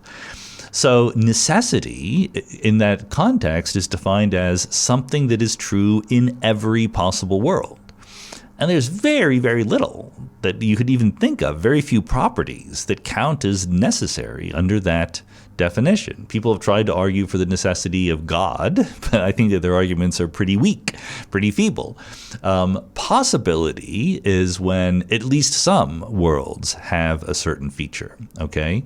And a lot of things are possible, as we learn on Mindscape, but they might not be actual in a large number of worlds or very many worlds at all. So when I say the constants could have been different, I'm saying that I see no obstacle to imagining possible worlds that are more or less like ours, but the constants have different values. Now, I might be wrong about that because, of course, it might be that the phrase "a world like ours" implies some levels of physics that we don't know about, okay? So if you were having this conversation in the 1850s and you didn't know about quantum mechanics, you might have thought that worlds like yours had certain properties, and then you realize, oh, my own world doesn't even have these properties that I thought it did because I didn't know about quantum mechanics. And so that might be true for our universe as well. It might be true, in other words, that the deep down laws of physics that give rise to our universe are incompatible with other values of the constants of nature. I just think that's very unlikely, given what we actually do know right now. I don't even think that most possible worlds have something you would call constants of nature, so things could be very, very different. I also think it's kind of a misguided attitude. As a scientist, I think that we're not about looking for necessity in what happens. We're about looking for actuality. We're trying to figure out how the actual world works. And so I think that I'm happy to imagine all sorts of other worlds, and the job of science is to figure out which one of those imaginations matches the world around us that we actually see.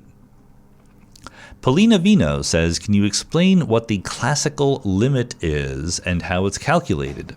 Sure. So in quantum mechanics, as you know, we have this idea that the world is described by a state.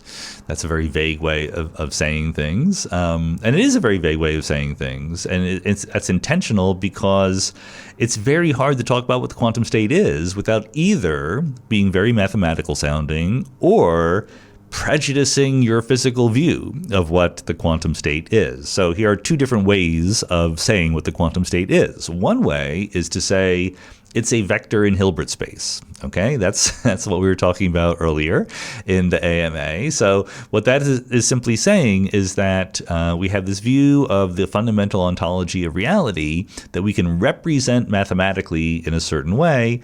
And there's a big old vector space, either infinite dimensions or a very, very large number of dimensions, unless you're Daniel Harlow and you think it's one dimension. But most of us think it's a very large number of dimensions, 10 to the power 10 to the 122 at least, or much bigger than that. And it's a vector. It's a little thing with a direction and a arrow with a length and a direction. It's moving around in that space, according to some law of physics. That's accurate in quantum mechanics as we know it, but it's not very helpful if you're not already up on what all those words mean. The other way of explaining what the quantum state is to say it's a superposition of possible measurement outcomes. So if you have the down-to-earth idea that there's a wave function that depends on x, the position of a particle, then that wave function squared gives you the probability of seeing the particle at that point if you were to measure it, okay? So the quantum state, either way that you want to talk about it, that second way is a little bit more physically transparent, but also a little bit tricking you into thinking that there's some implicit notion of space in the quantum state that may or may not be there, depending on what kind of model you're actually looking at. So the classical limit is a matter of emergence. So emergence happens when you have one theory, the lower level or the microscopic theory, in this case quantum mechanics, and there is a map to another theory that in general is many to one. So many different states in the microscopic theory get mapped under the emergence map to the same state in the macroscopic theory. In this case, the macroscopic theory is just classical mechanics, either Newtonian or relativistic or whatever you want to have. So what we're saying is for a wave function, there can be wave functions that are more or less localized around some location in space. And when that happens, you can map them to an idealized point particle at that location in space. And then there's a theorem due to Paul Ehrenfest that says under the right conditions, and we're not going to go into what the right conditions are, but they are there. Under the right conditions, the average value of the wave function, the expectation value, roughly speaking, where it is peaked, right? Around, if it's localized in space, then you put a dot at sort of the middle of the wave function. And Ehrenfest's theorem says that dot will obey the classical equations of motion. So you can derive Newton's laws of motion from quantum mechanical laws underlying it. So there's actually two, and that's the classical limit. So secretly there were two big steps there, and they're both important, and sort of we tend to ignore one and pay attention to the other one. The first one is you have to start with a wave function that is more or less localized around some classical point. Like when I say I have a wave function and it's really concentrated near some point, some wave functions are like that, some are not, right? Some could be spread out, or some could be like, oh, there's a bunch of it here, but there's also a bunch of it over there, very, very far away. Those are not classical-looking wave functions. Most wave functions don't look classical. That's just a feature of it. And then the other one is if you obey these conditions, and under Ehrenfest's theorem, that basically say, the thing is heavy, macroscopic, it's not being pushed around by microscopically tiny forces. All the forces pushing it around are big and macroscopic themselves. Then you will obey the classical equations of motion. So that first part, localizing the wave function, we think we understand how it happens. It's through decoherence. If you start with a wave function that is not localized, but then it bumps into other things in the world, interacts with them, becomes entangled, then either, depending on your favorite way of talking, it will either collapse to a localized point, or the world will branch into different branches, on each of which the wave function is relatively localized. And then you follow Ehrenfest's theorem and say that the thing that is localized around that point obeys Newton's laws of physics, and you get the classical limit. Red Lynx says, I have planned to begin studying physics at university after this summer. Do you have any advice for someone aspiring to become a physicist? I've been asked this question before, but not everyone listens to every episode, and new generations come to life. So I'm always happy to tackle this one again. I'm not great at giving advice. I'm literally an advisor as a professor. One has students and one advises them, so I have to do it. But I'm always very tentative about it because everyone's situation is different, and you have to respect that. And the advice that you need is not always going to be the advice everyone else needs, right? And you have to take that seriously. So you really, you shouldn't look for the right thing to do. You should look for the right thing for you to do. And so depending on who you are and what your abilities and inclinations are, some version of studying all the physics you can is very important. And I say that very specifically because some people who get interested in physics, again, depending on what they want to do you want to be an experimentalist or a theorist, etc.? But a lot of people say, oh, you know what's really important for physics is mathematics. So I'm going to study all the mathematics that I can.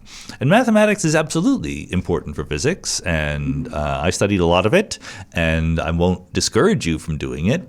But don't do it instead of studying physics. Like, a lot of times the mathematics you need is taught to you in the physics courses, right? There might be extra mathematics that's even better. And again, I'm not going to dissuade you from studying it, but it's not quite as important if what you want to do is to become a physicist as it is studying physics. And when I say study, I mean, go to class and do the work and things like that. But also, very importantly, don't wait for the classes to teach you things, right? Like, you're a free agent. You're a person with inclinations and free will. You can choose to learn things. You live in an environment, you kids now don't know how good you have it. Compared to when I was your age, I spent a lot of time just lurking in bookstores, gazing longingly at all these books on physics that I couldn't afford to buy. Nowadays, you go online, you can get MOOCs, online courses, you can get lectures, you can get lecture notes, you can get YouTube videos, etc. You can learn things that you want to learn.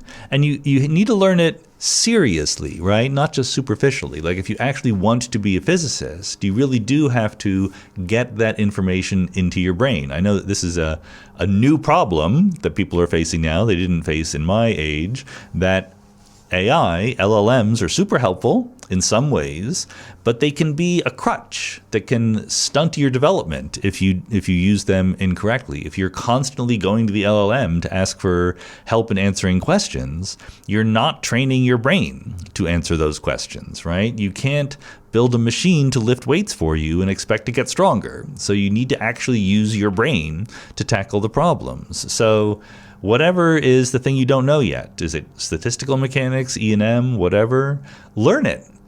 Supersymmetry, quantum field theory, who knows? Tackle all these things, read about them, learn it, do the problems, and think. And then the other thing, of course, is at a more sort of big picture career level, take that same philosophy, but apply it not just to learning, but to doing physics. So go to seminars, go to talks, think about open problems in physics. Notice what other people are doing. Read their papers. Look at the archive. At first, you will, especially if you're just starting at university, it will be all nonsensical babble. You will not understand it. But it takes time, and it will leak in, I remember, like, at one point in my first year in grad school, we were going to these seminars, my friend Ted Pine and I said, you know what, I'm going to start asking questions in these seminars. And he looked at me like I was crazy. He's like, what are you talking about? You have no idea what they're talking about in most of these seminars. And I said, yeah, I'm going to try anyway. And, I don't know whether my resolution was successful or not, but you have to, engage in the discourse a little bit. And it's a tricky thing to do because you have to sort of be bold enough to ask good questions and have suggestions and think thoughts that are not already out there. But you also have to be humble enough to realize, I don't really understand this stuff yet, and other people maybe understand it better than I do, and I have a lot to learn. So you're literally asking questions, learning more, thinking about open problems, thinking about what are the kinds of physics that you are most interested in, all that stuff. Take it actively, take it seriously, take the initiative, and good luck with it. Rue Phillips says, I want to learn more on moral philosophy. Who are your favorite moral philosophers? And he suggested books. I'm particularly interested in learning more about moral constructivism. I think that my favorite books, I don't even know if they're books, but you can also read papers. Papers are often just as interesting as books in this field. They're both, people write different things. Like, I love all of is it the Oxford series on, like, the very short introductions, right? You get these tiny little books and they introduce you to some topic. And so, like, moral realism might be a topic. For that matter, entropy or whatever. There's, like, little very short introductions on all sorts of things. Those are fun books to read, and they give you an overview of the field, and they're really meant to be sort of punchy and fun to read and give you a feeling for what is going on. Sharon Street at NYU is probably the philosopher from whom I've read and heard the most about moral constructivism in particular. More, again, from papers than from books, but she might have some books out there. I'm not sure. I certainly recommend checking out the Stanford Encyclopedia of Philosophy, the SEP.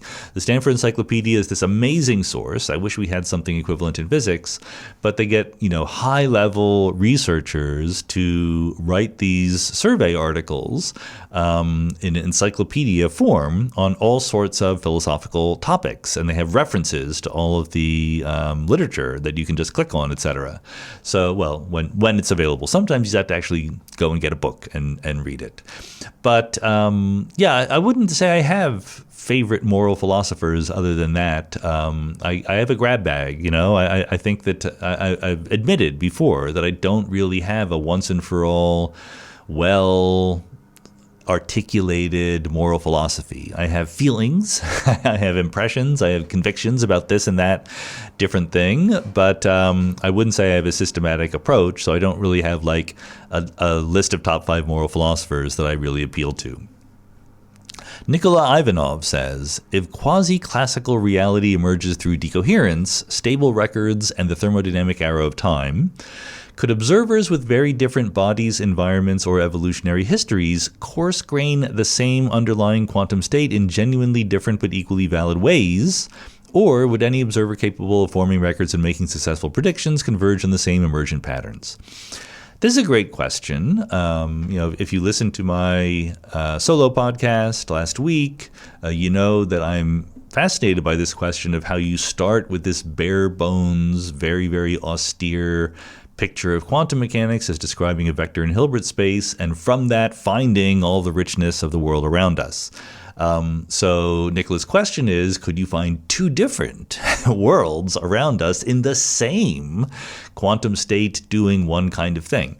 I think the answer is no. I don't really have a theorem about that, but would be very suspicious of it because you kind of need 2 things, and you already put your finger on the 2 things you need. One is you sort of, in the dynamics, you need some sense of space and locality. So I'm thinking I'm going to grant us the idea that to get observers capable of forming records and making successful predictions, we're going to need something like a traditional space-time description. That is to say, you have time, so things are changing over time, and you also have space, so things have locations. And what space really means is it gives you a way of saying some things are next to you and bumping into you and interacting, and some things are far away and not interacting with you. That's really all you need in the most general sense. But I think you do need those 2 things. And my suspicion is that if you have that kind of local description emerging from the quantum state, it will be more or less unique. I think that there's one very famous counterexample to that, which is ADS-CFT. There's a duality where you have a very different notion of what is local and what is not local. So I think that is, a good warning out there that you shouldn't be too quick to say there's only one way of finding local physics in the quantum state. But the other thing you need is that thermodynamic arrow of time, right? You need this progression from low entropy to high entropy so that you can have records and predictions and things like that. And I think, but I've never actually done this is something I've thought about doing, but never quite done it. I think that if you have 2 different descriptions of the sort of emergent classical picture from the quantum state, and the arrow of time is going one way in one of them, or there is an arrow of time in one of those descriptions, then there won't be an arrow of time in the other one. It will just look like thermal equilibrium or something like that, or either it will, or something like that. I'm not exactly sure what it is. The reason why I haven't successfully investigated this is because I'm not really sure about the general ways in which you could get 2 different local descriptions. I think that ADS-CFT is the most obvious example. There's some other examples like the Ising model and things like that has a duality which looks non-local but isn't really in the same sense. So ADS-CFT is so special and weird, that maybe it's the only good example. If I had another good example, then I could sort of investigate this question more clearly. But that's my feeling. That's the best I can give you right now. I suspect that the requirements of both having this sort of local space-time description and having a notable thermodynamic arrow of time together make things more or less unique in the way that space-time and observers would emerge.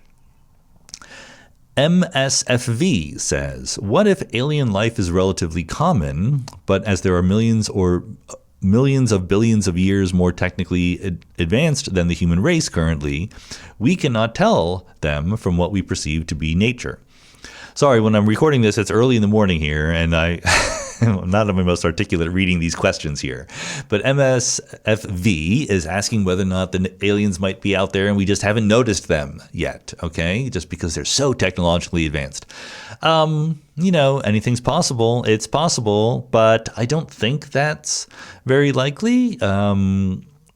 I think it's more likely that they're technologically advanced and just are uninterested in spreading the news throughout the cosmos. But, I kind of think, and this is something we should be open-minded about, but, the laws of physics underlying everyday life are pretty well understood, right? I've made that point. Like the laws of physics that are relevant to what's going on in you and me, we have a good handle on those fundamental laws of physics. So what that means is that if there are new laws of physics, if there are new ways of doing technology, there's a huge obstacle to them, which is that they're made of things that are either too heavy to make, unless you have a particle accelerator, or they're too short-lived, or both, usually, right? Like the Higgs boson you can make, and then it decays in a zeptosecond. That's why you're never going to get like Higgs boson-based technologies. They decay in 10 to the minus 21 seconds. So I tend to think, of course, and this is, it's always possible that physics outside the everyday life regime will be discovered that might be put to good use, but it's plausible that it won't be either, right? Like it's been, 50 or 75 years now where all the technological advances we've seen around us have been based on the same laws of physics. It's not new laws of physics leading to new technological advances anymore like it was 100 or 200 years ago. So if that's true, then the aliens are more or less limited to E&M and gravity and the nuclear forces, just like the rest of us are. And I imagine it would be very hard for them to hide from us. Even as I'm saying this out loud, I'm realizing that there are loopholes here that we can pretty easily climb through. Of course, the aliens, it depends on what kind of alien civilization we're talking about is the problem. That's why it's hard to make very general statements. Imagine that there was some set of aliens that, had spread through the stars and, they had 100 different star systems with planets on them where they lived, okay? And they were communicating with each other through ordinary down-to-earth technologies like lasers or whatever.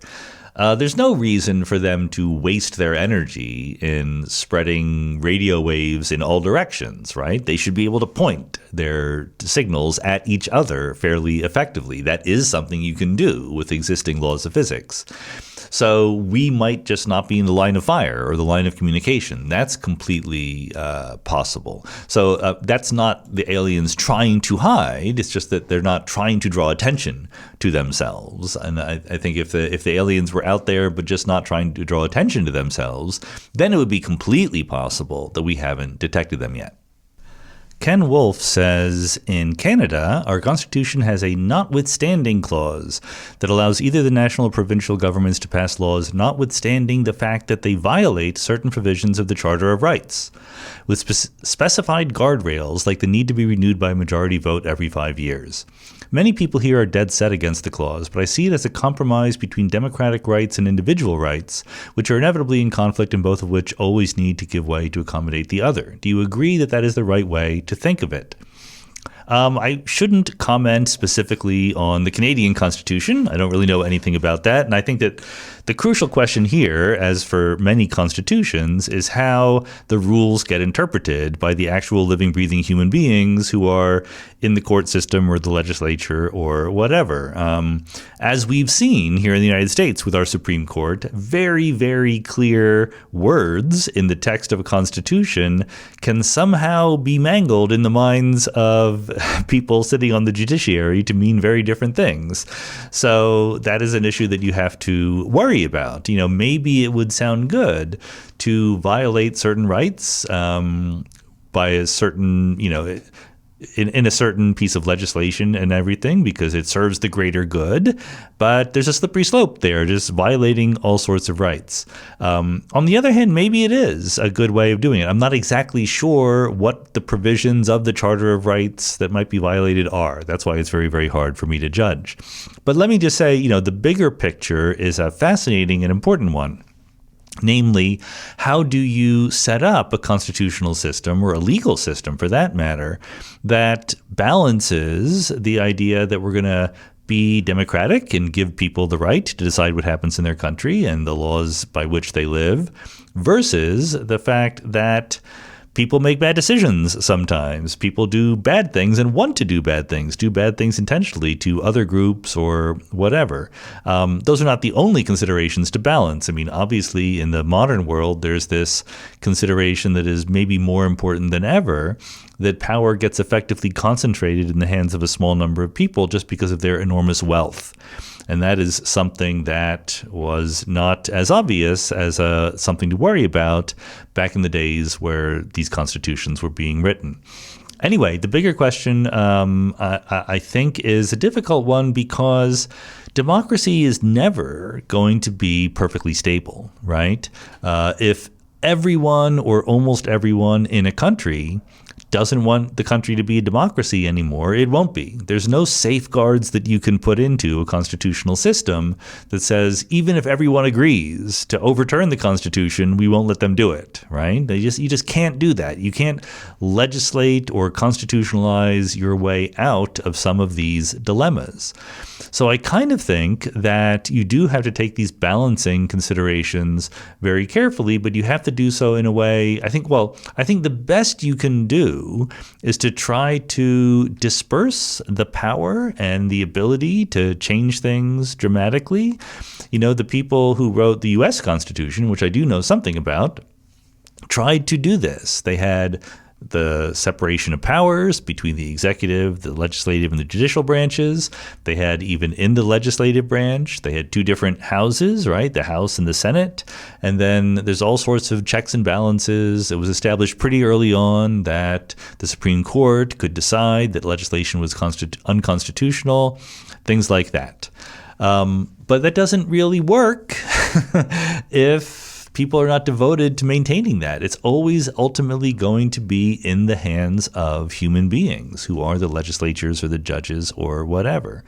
So therefore, you need a good, robust constitutional system, but you also need a value system in the human beings, both the voters and the people in government, the government officials, where they respect the idea that power should be dispersed, and you need to build consensus, and you need to have checks and balances and compromises and all of those things. This is an ethos which is degraded in the modern world, where you have people who just think that they're the smart ones and they know better than anyone else, and therefore the power should be in their hands. And I think that ethos needs to be combated. And more and more, I think that civic education is as important in the modern world as constitutional design. Bill McDonald says, what is the likeliest cause of human extinction? Artificial intelligence, natural stupidity, or something else? Well, as I said before, I don't think AI is a likely cause of human extinction. I think that, AI can cause huge problems, but I think we do need to actually be careful about understanding what the likely problems are. And extinction is always bad, and it would be a problem, but there are much more real world problems that AI is going to cause, as well as benefits that it's going to cause. Natural stupidity, on the other hand, absolutely could be a bigger threat to human extinction. Again, human extinction is just not very realistic, I think, in any kind of scenario. I think that we shouldn't go right there. Like, if millions of people die, or billions of people die, or billions of people are thrust into subsistence level poverty, those are really bad things that could happen, right? And in a much more realistic scenario than extinction of the whole human race. So we should kind of be paying more attention to those disastrous level events that aren't quite extinction level events.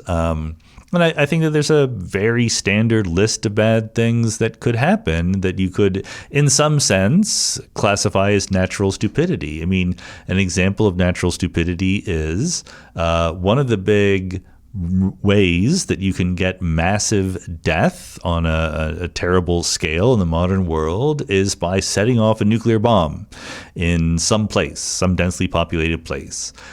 This is clearly something that is a real threat because it has been done. We set off nuclear bombs in Japan during World War II, and those were tiny bombs compared to what we can build now. So, of course, the human race, if it were rational and sensible, would be really working hard to make sure that the chances of nuclear weapons going off are as small as possible. And part of that is the big countries that have nuclear arsenals trying to safeguard what they do in a sensible way. The other part is making sure that it doesn't proliferate, right? And like I said, I'm not being very original here in this analysis. Nuclear proliferation is a really bad thing. And we had a treaty in place that was doing a good job of preventing Iran from developing nuclear weapons technology. And it was canceled unilaterally by our government because the President of the United States was upset that the treaty had been negotiated by his predecessor, not by himself. That's the kind of human stupidity, natural human stupidity, that I am very, very worried about. I think that biological problems in the sense of new pandemics, bioengineered pandemics and things like that are another super big problem. Climate change is going to be a problem that, again, won't cause extinction, but will cause enormous human suffering. These are all, in some sense, preventable problems, or at least problems that we could do a much better job than we currently do in lowering the probability of them happening. So natural stupidity is perfectly sensible as an explanation for why these remain worrisome problems.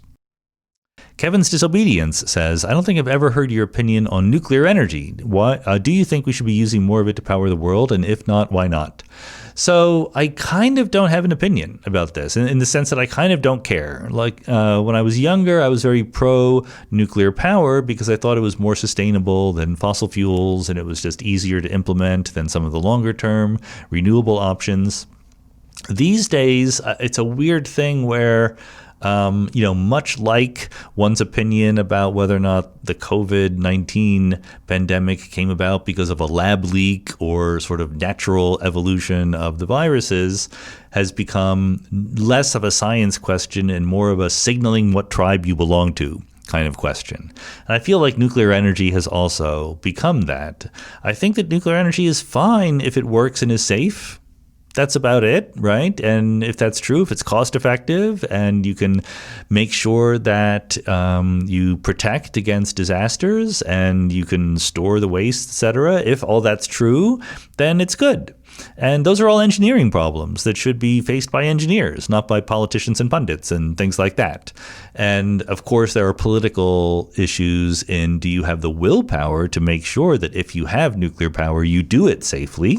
So it's not as if politics is erased from the question, but it's part of it. And I'm not an expert in any of the engineering problems that are really the questions that need to be answered there. So if the people who know what's going on think that it's a good thing, then I'm in favor of that. I do think that ultimately it's not the long-term benefit, the right way to put a lot of eggs in that basket. I think that renewables, solar and wind, et cetera, plus hopefully new fusion technologies would be even better long-term solutions. But again, I'm not the expert, and if the engineers, the technical people who actually study this stuff think differently, I'm willing to defer to them. Eric says, even after your conversation with Christian List, I'm still missing something important about compatibilism. Speaking about higher levels of description like goals and motivations is useful and real, but I have trouble pinning down where choice affects the physical world. It seems like the suggestion is not that my free will causes a butterfly effect that changes the micro world and ultimately changes the macro world, but instead the micro world does its thing, and on our higher level of description of agents, a higher level of description, agency is real and can exist independently and with autonomy. But where does the rubber hit the road? Where and how do my choices affect the physical world? So that's the kind of question I think you can only even think about asking if you're not really grasping the whole idea of levels of description deep in your soul, okay? How do my choices affect the physical world? I don't know. If I choose to order a burrito to be delivered for lunch versus ordering a hot chicken sandwich, that choice affects the physical world. It affects who comes to deliver my food and what the food is when it gets delivered, right? Like, obviously, it affects the physical world. That's not even a question. I think the reason why it sounds like a question is because you're trying to have it both ways, which is always the problem with emergence and multiple levels. You're thinking about the microscopic things going on underneath the surface in addition to the higher level description where there are people making choices. And you're saying, well, like, what is happening there underneath at the atomic level that is bubbling up to be these choices? And that's a perfectly legitimate question, but it's not a necessary question. The whole point of the levels of description picture and taking those levels seriously is I can ask these questions at any level I want and stick with just that level. So when you say, how do my choices affect the physical world? That's a question that is being asked at the level of agents making choices. If I choose to answer your AMA question or not, I'm affecting the physical world. If someone chooses to start a war or not, they're affecting the physical world in a very large scale way, right? So you can't worry about what's going on at the lower level once you have decided that the upper level really is an effective autonomous description. If you think it's not, if you think that, I should just always use the lower level, then do that. And don't ever talk about choices affecting the physical world, but you better be prepared to understand the position and velocity of every single atom in the person you're talking about. Rene DiPaolo Jr. says, what if the way our cognition works is limiting how we approach the laws of nature? What kind of science would an octopus or a dolphin create? So I think I've opined about this before also, but I do think that there is some universality in science as it gets ultimately created. There's a lot of contingency. By universality, I mean more or less anyone would have done it the same way. Aliens, other species, AIs, whatever. The process would be different. The historical trajectory could absolutely be different. I could absolutely imagine different parts of science being put together in different orders than others. But I think ultimately science is trying to describe a pre-existing thing, namely the physical world, nature, right?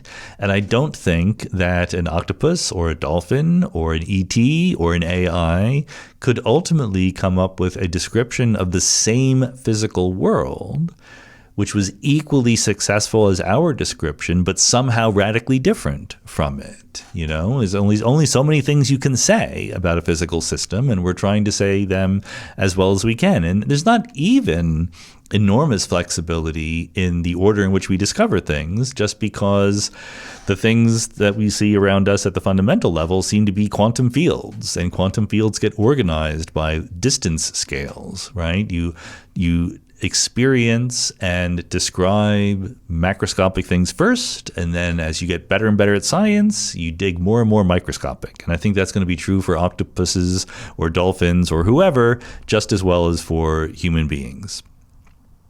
Mikkel Bedidson says, you recently posted on Blue Sky that people should use AI to educate themselves or find inspiration, but should, quote, just don't ever, unquote, cut and paste from it into things they claim to have written.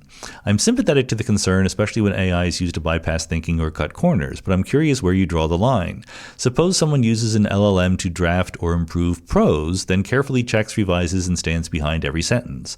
Is that still bad practice, or is the problem specifically uncritical copying and misrepresentation?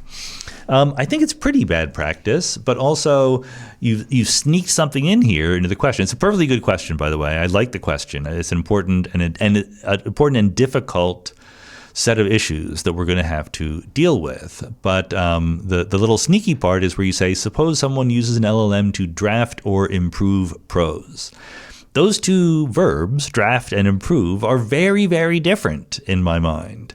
I absolutely am sympathetic to people who, have a paragraph that they've written and they would like the AI to propose, either improving the grammar or the punchiness of it or whatever.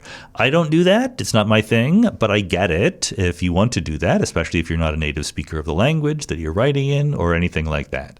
That's very different than having the LLM draft your prose and then you revise it.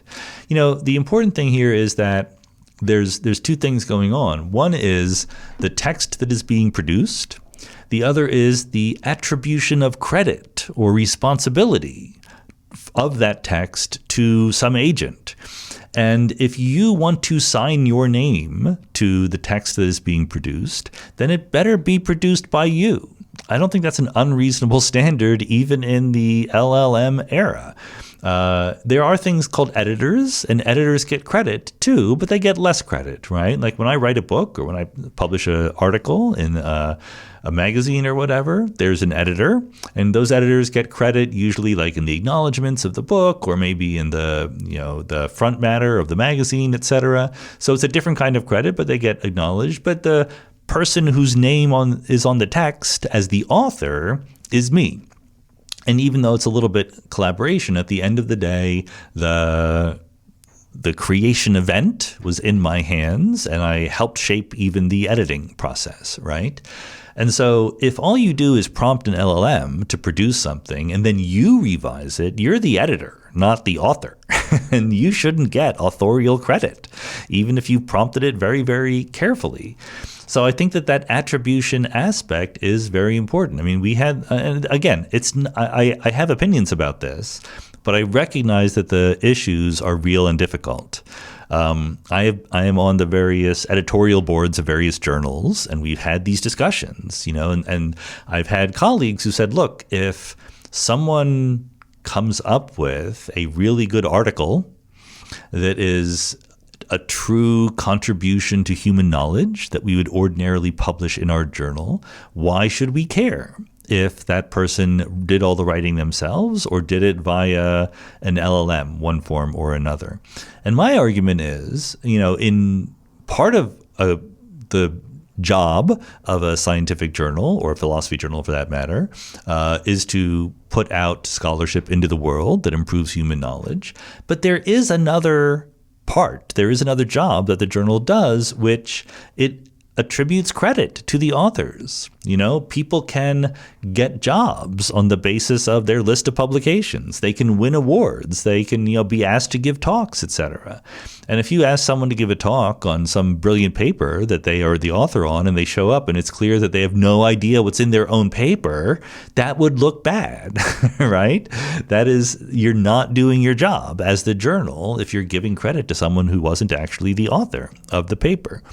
So I think that this is going to be a negotiation that we're going to have. And I tell my students the same thing. My students in the classes that I teach, I say, you should treat the LLM as a person in the sense that you can talk to them about what you're writing, but if they write things for you, that's called plagiarism, and you can get in trouble. And I think that in the LLM era, we're going to have to be much, much more careful and clear about what those distinctions really are. Lois Boulou says, in a previous episodes, you said about your path to becoming a scientist that, quote, I didn't have the environment. How much do you think about, I deserve to be here, this is the result of my work, versus seeing it as luck, versus not thinking about it at all? Well, again, okay, this is another set of very complicated questions having to do with responsibility and free will and things like that. There's a fascinating ongoing discourse in philosophy about moral luck. Like, I don't even know the good examples, but sort of a related example is if you drive drunk and you hit and kill somebody, you are in for an enormous amount of punishment. Right? But if you drive just as drunk and you happen not to kill anyone, then the punishment is very different. You might not get caught at all, or you do get caught, but you don't get nearly as much punishment as if you actually killed somebody by accident. And that's not, something you necessarily control. You just got lucky or not. I think there's an enormous amount of luck in the world. I think that I think it was Branch Rickey who said, luck is the residue of design. And he was exaggerating a little bit, but there's a point to what he's trying to say. The point he was trying to make, Branch Rickey, by the way, was an old baseball general manager. So he's not a scientist or a philosopher, but he did have a way with words. Luck is the residue of design means there are all sorts of random events happening all around you, right? Some things you can control, some things you can't. You have to understand you live in a world where not all events are under your control. What you can do is be ready for them. What you can do is be able and prepared to take advantage of when the luck works in your favor or to bounce back from when it doesn't. And I think that, again, if you want to dig very deep into it, so, okay, why do you have the ability to do that? Well, because of your genetics or your upbringing or your teaching or whatever. I don't know about all those ways that the credit or the responsibility can diffuse through history and so forth. But I do think that, there's a mixture of luck and response to the luck that comes into anyone's career. The single thing when it comes to I deserve to be here, that the single biggest sense in which I think I don't deserve to be here, I think I deserve the job I have. I think I deserve, the ability to write papers and write books and do podcasts. But my house here in Baltimore is really nice. It's much nicer than any place that I grew up in or anything like that. And part of that is Baltimore is just much cheaper real estate than other places. But yeah, the house we have is like hilariously big, and there's only 2 of us and 2 cats living here. And so there are times when I go like, I don't deserve this. Like, this is too much. But I'm not giving it back. That's just not going to happen. Kamaria says, why have Dr. Leonard Susskind and others stopped talking about the holographic principle in the last few years? Has the holographic principle been disproven? No, not at all. I'm not sure that it's true that they have stopped talking about the holographic principle. I think that plenty of people still talk about it. Of course, like many things, when an idea is new and being developed, people are very excited and thinking about it and developing it. And then it gets developed and you sort of absorb it into how you think about physics. I remember some time ago, someone said, I forget who it was, saying, when you use conservation of momentum in your physics papers, you don't cite Galileo, right? So I don't think that holography has gone away in any sense. It's still very much part of the ADS-CFT correspondence. It's still very much part of how we think about black hole physics. It's still very much part of that paper that I wrote, that I just talked about at the beginning of the AMA, because we motivate the idea that the Hilbert space of the universe is finite dimensional using holography. I mean, we motivated it by quoting other people who motivated it, like Banks and Fischler, but holography is absolutely at the heart of that. So just because you don't hear about it necessarily doesn't mean it's been disproven in any sense. You would have heard about it if it had been disproven. Julian Bertram says, what do you think about the concept of sortition? That is to say, electing representatives by a completely randomized lottery, not just for jury duty, but citizen assemblies and possibly even Parliament or Congress. I first heard about it in a Subway take from Riz Ahmed and thought it was a joke, but I learned about it and am now a true believer. I was skeptical when I first heard about it. I think I first heard about it here on Mindscape from Astra Taylor years ago when we were talking about democracy, and she had a documentary film and book out on democracy. Actually, did she have a film out? Maybe. She definitely had a book out, but she's also a filmmaker. And she introduced me to this concept of sortition, the idea that rather than vote for representatives, you just pick them randomly from the population. And apparently, that sounds like maybe not a good idea. You'll get some good people, some not so good people. But empirically, it kind of works. There are examples of when this has been done and it's been successful. And you can see why. On the one hand, yes, you have no way of picking only the best people, not the not good people. But on the other hand, you're freeing yourself from all sorts of biases and institutional influences that can lead you to not good outcomes, right? That can lead the interests of the legislature to be something other than the interests of the people. And sortition, if it's done correctly, correctly, should at least align the average interests of the people with the average interests of the people in the legislature. Then, of course, you have to ask, how do you turn those interests into legislation? And one worry about sortition is that legislation in a big country like the United States is so complicated, and you have these people who are not experts in it, that you would basically be handing over a lot of the responsibility for legislating to permanent staff who are not elected at all. That's kind of already true even right now, so I'm not sure that that's a big worry, but it's something to think about. What I think would be a better idea, if we were just hypothesizing fantasy constitutions, would be a two-house system, two-body system for the legislature, where you had like the professional legislators, and then you had the randomly selected citizens in the other house. And they could both, have to, just like the House of Representatives and the Senate works, like the Senate is more or less useless, but you could have the House of Representatives elected in the usual way, and then you could also have a sortition house that could also pass legislation and would need to be consulted, et cetera, et cetera. I think you can do much better than that. Like, one of the things that is becoming clear to me writing the physics of democracy is everyone has always said it, but it's sinking into me how very, very bad our system of representation is. For one thing, the obvious thing that people always do complain about is that it is winner-take-all elections for various important elections, like who's going to represent you in the House or Senate. But also, it's just geography is no longer a sensible way to divide up who should be representing who. Like, at best, even if everything worked perfectly, if you have a system like the U.S. where you have geography like states and congressional districts picking out who gets to represent a set of people in Congress, you're always going to get 40, 45, even 50% of the population unrepresented, because they lost the election, right? Their candidate didn't win, and therefore they have no representation in Congress. There are a lot of Democrats living in red states, a lot of Republicans living in blue states, and in the current system, they basically are shut out from representation. And there's various different ways you could do it better than that. I mean, one simple old school way is just to give political parties more power and more influence and have people vote for parties, and then the parties choose representatives. But there's something in the U.S. that makes people a little bit allergic to letting political parties have too much power, but there's other ways to do it as well. So I think that sortition is one of the interesting ways of thinking about different ways that you could do legislators differently, better, more representatively than we currently have, but I don't think it's the only way or necessarily a way that you should use exclusively. Murray Dunn says, I have a question about the physics behind the measurements made by LIGO, the Laser Interferometer Gravitational Wave Observatory. If the gravitational waves making space expand, why doesn't the light used for making the measurement expand with it? It does. Light will get redshifted or blue shifted by passing gravitational waves. That's fine.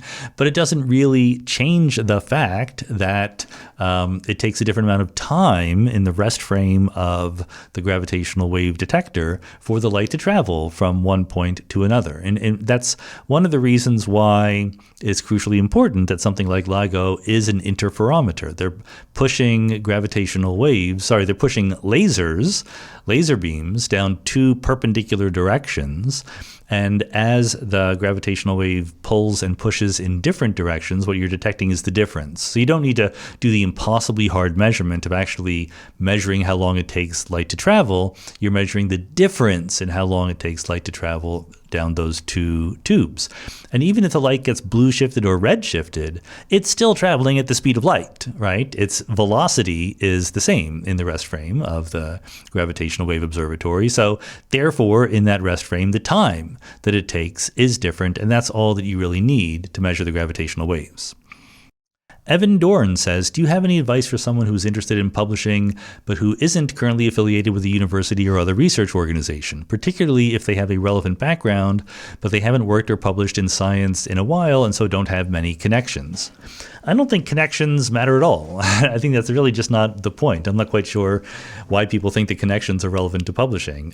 Credentials are relevant in the sense that they act as a simple first filter for the editor or the whoever is accepting your submission to a journal to say, like, is this person legit or not?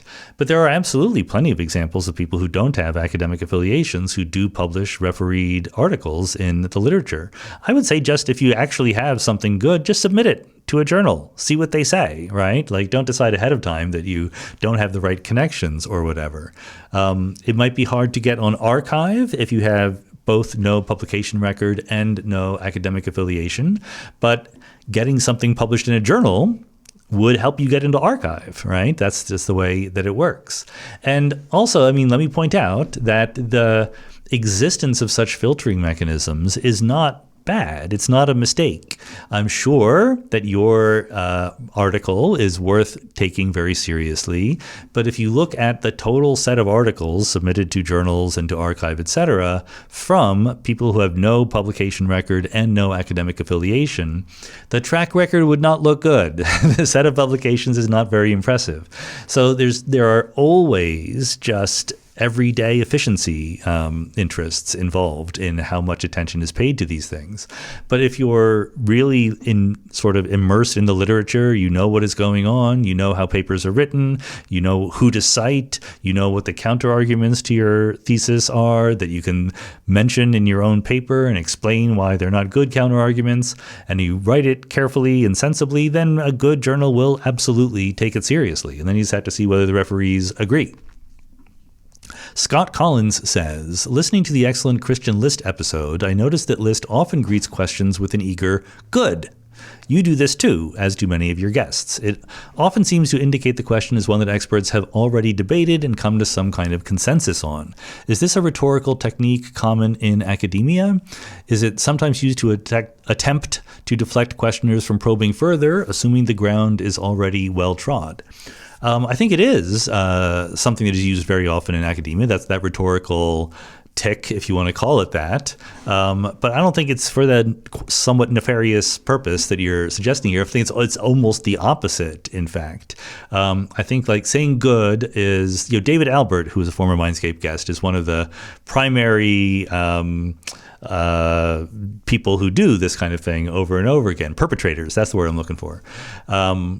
So you can use it in two ways. One is when you're just talking yourself and you sort of have reached the end of some point and you say like, okay, good, we've established that point. Let's move on to the next one. When you're giving a lecture, when you're answering AMA questions, I don't know, but I'm sure that I've already used it in this AMA because that's what it signals to hopefully the listener.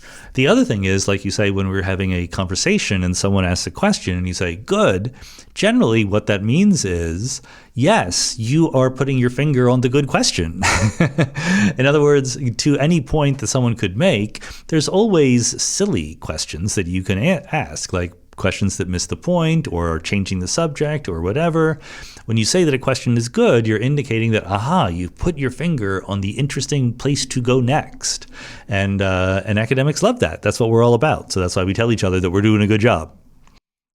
Pete Faulkner says, Australian painter Angela Brennan has a new work in the Art Gallery of New South Wales collection entitled How an Apple Falls and How the Universe Expands. It's a work from her exhibition on Being an Atom and is a 2 meter by 2 meter oil in which forms that I read as gravitational masses drift through a field of deep blue that feels very much like curved space-time. What do you see in that image as a physicist, and does it speak to you how you think about gravity as an approximation at successive scales, Newtonian, Einsteinian, and whatever quantum gravity eventually reveals? So I actually did look up the painting. I was not familiar with it. I know I always tell people, don't tell me to read papers or watch videos or whatever, because I'm not going to do that. And you'll notice almost never are there AMA questions where someone is asking me to read a paper or watch a video. The fact is there are plenty of AMA questions where someone is asking me to read a paper or watch a video. I just don't choose to answer them. So keep that in mind when you're asking the questions. But looking at a single piece of art, that I can do, okay? And I did look at this one. It's a great painting. It doesn't look especially science-y to me. It doesn't really invoke any of that in my mind. I think that's fine. I think that what it invokes or what it's inspired by the artist, or what it invokes physics and other people appreciating the painting need not always be exactly the same. Different paintings, different works of art will speak to different people in different ways, and that's great. We don't want all the same things on our walls, etc.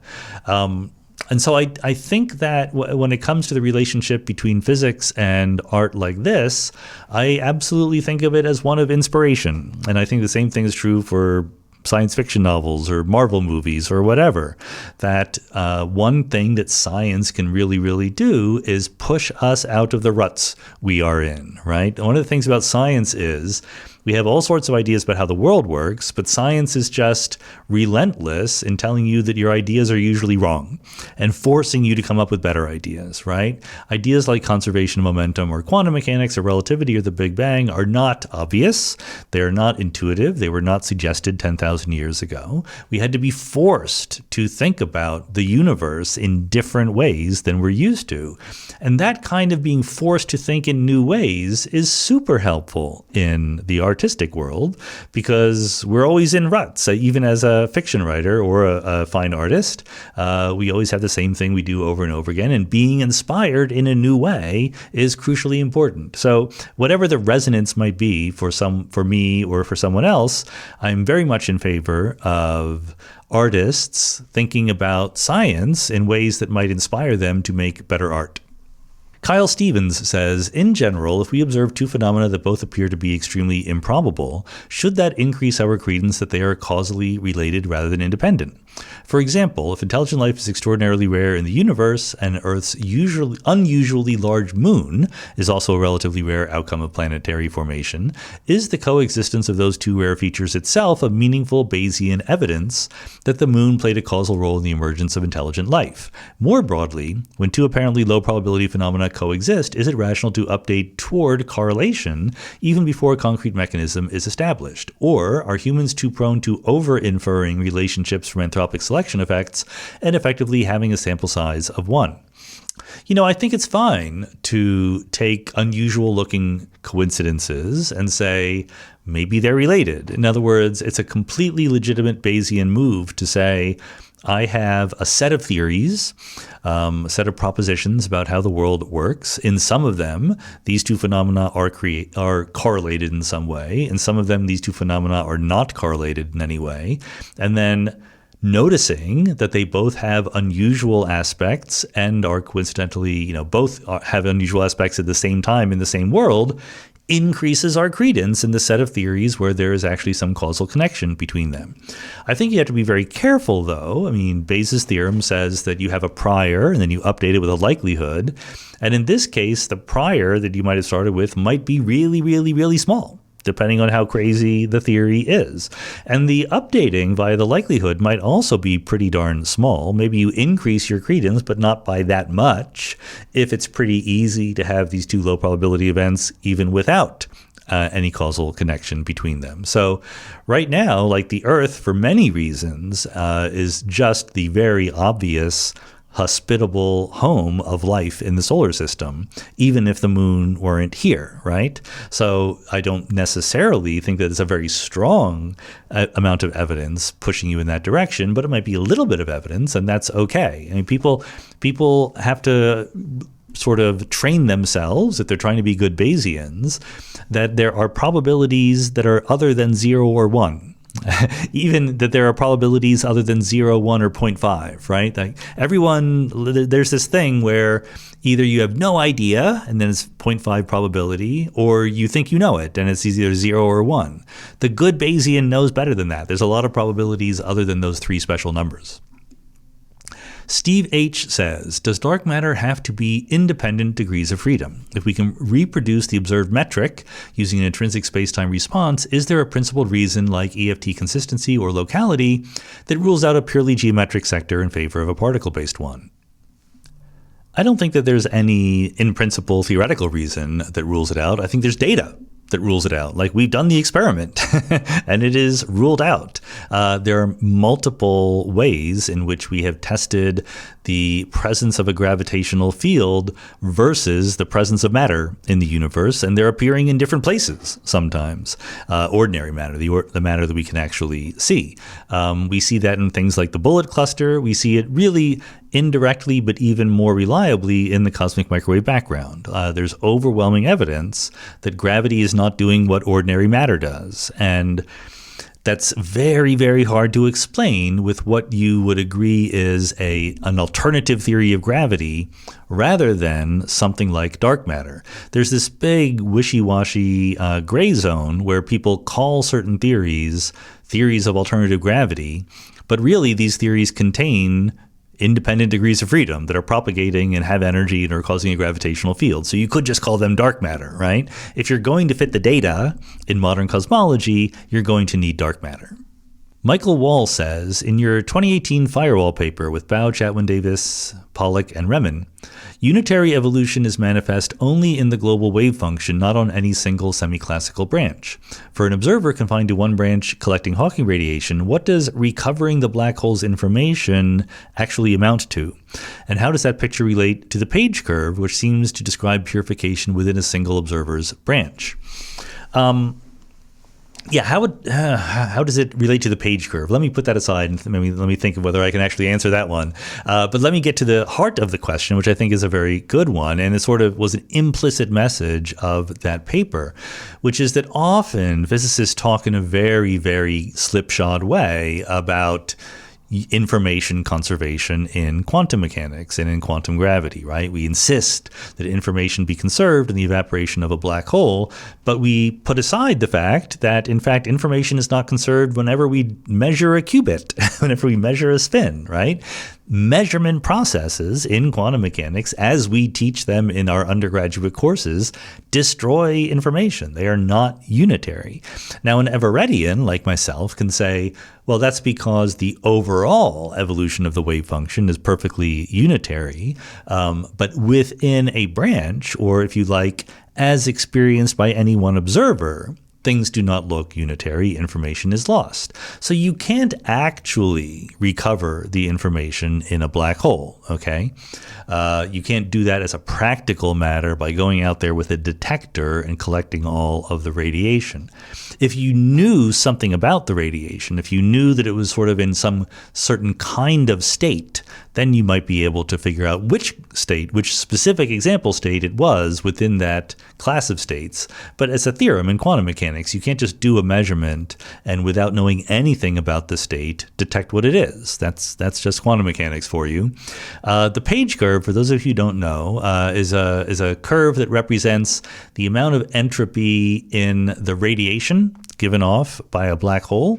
And the point is, if you think that information is conserved, when you're first giving off radiation, you haven't given off that much. You're giving off more and more radiation, and you're calculating entropy as the entanglement entropy, okay, the real quantum mechanical entanglement between the radiation and the rest of the world. And what happens is the radiation, if overall the information is conserved in the usual way, that information in the radiation is entangled with information in the black hole. So the entropy of the radiation goes up. But at some point, the black hole is too small to be entangled with all the radiation, and the radiation starts being entangled with itself, and so the entropy of the radiation goes down, okay?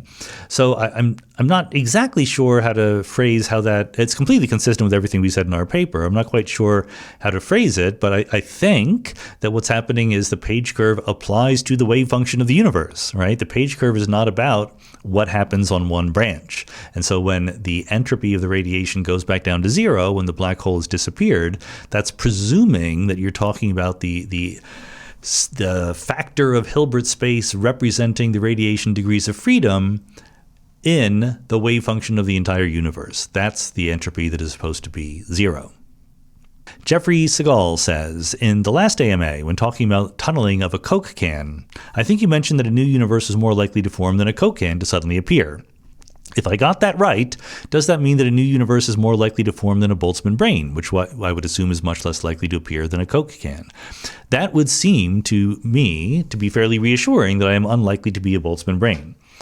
Well, I think you got it right, except I have to emphasize very strongly, Maybe. Like, all of those statements are not true. They're not known to be true, not settled. They are aspirations that we hope are true in certain versions of quantum gravity, okay?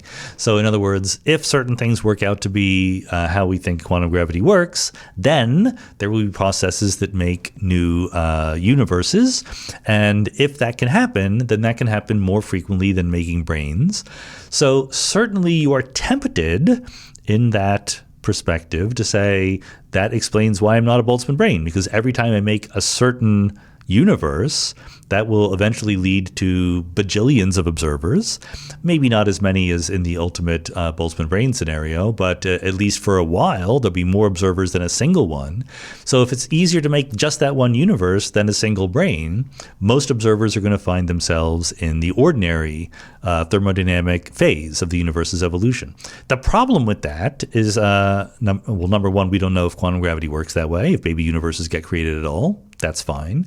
But number two, there's what's called the measure problem in quantum cosmology, not the measurement problem. The measurement problem is about what happens when you measure a quantum mechanical system. The measure problem, or the cosmological measure problem, is how to compare different sizes of infinity in a universe that might be infinitely big and infinitely old. So how do you compare the number of ordinary observers to the number of Boltzmann brains?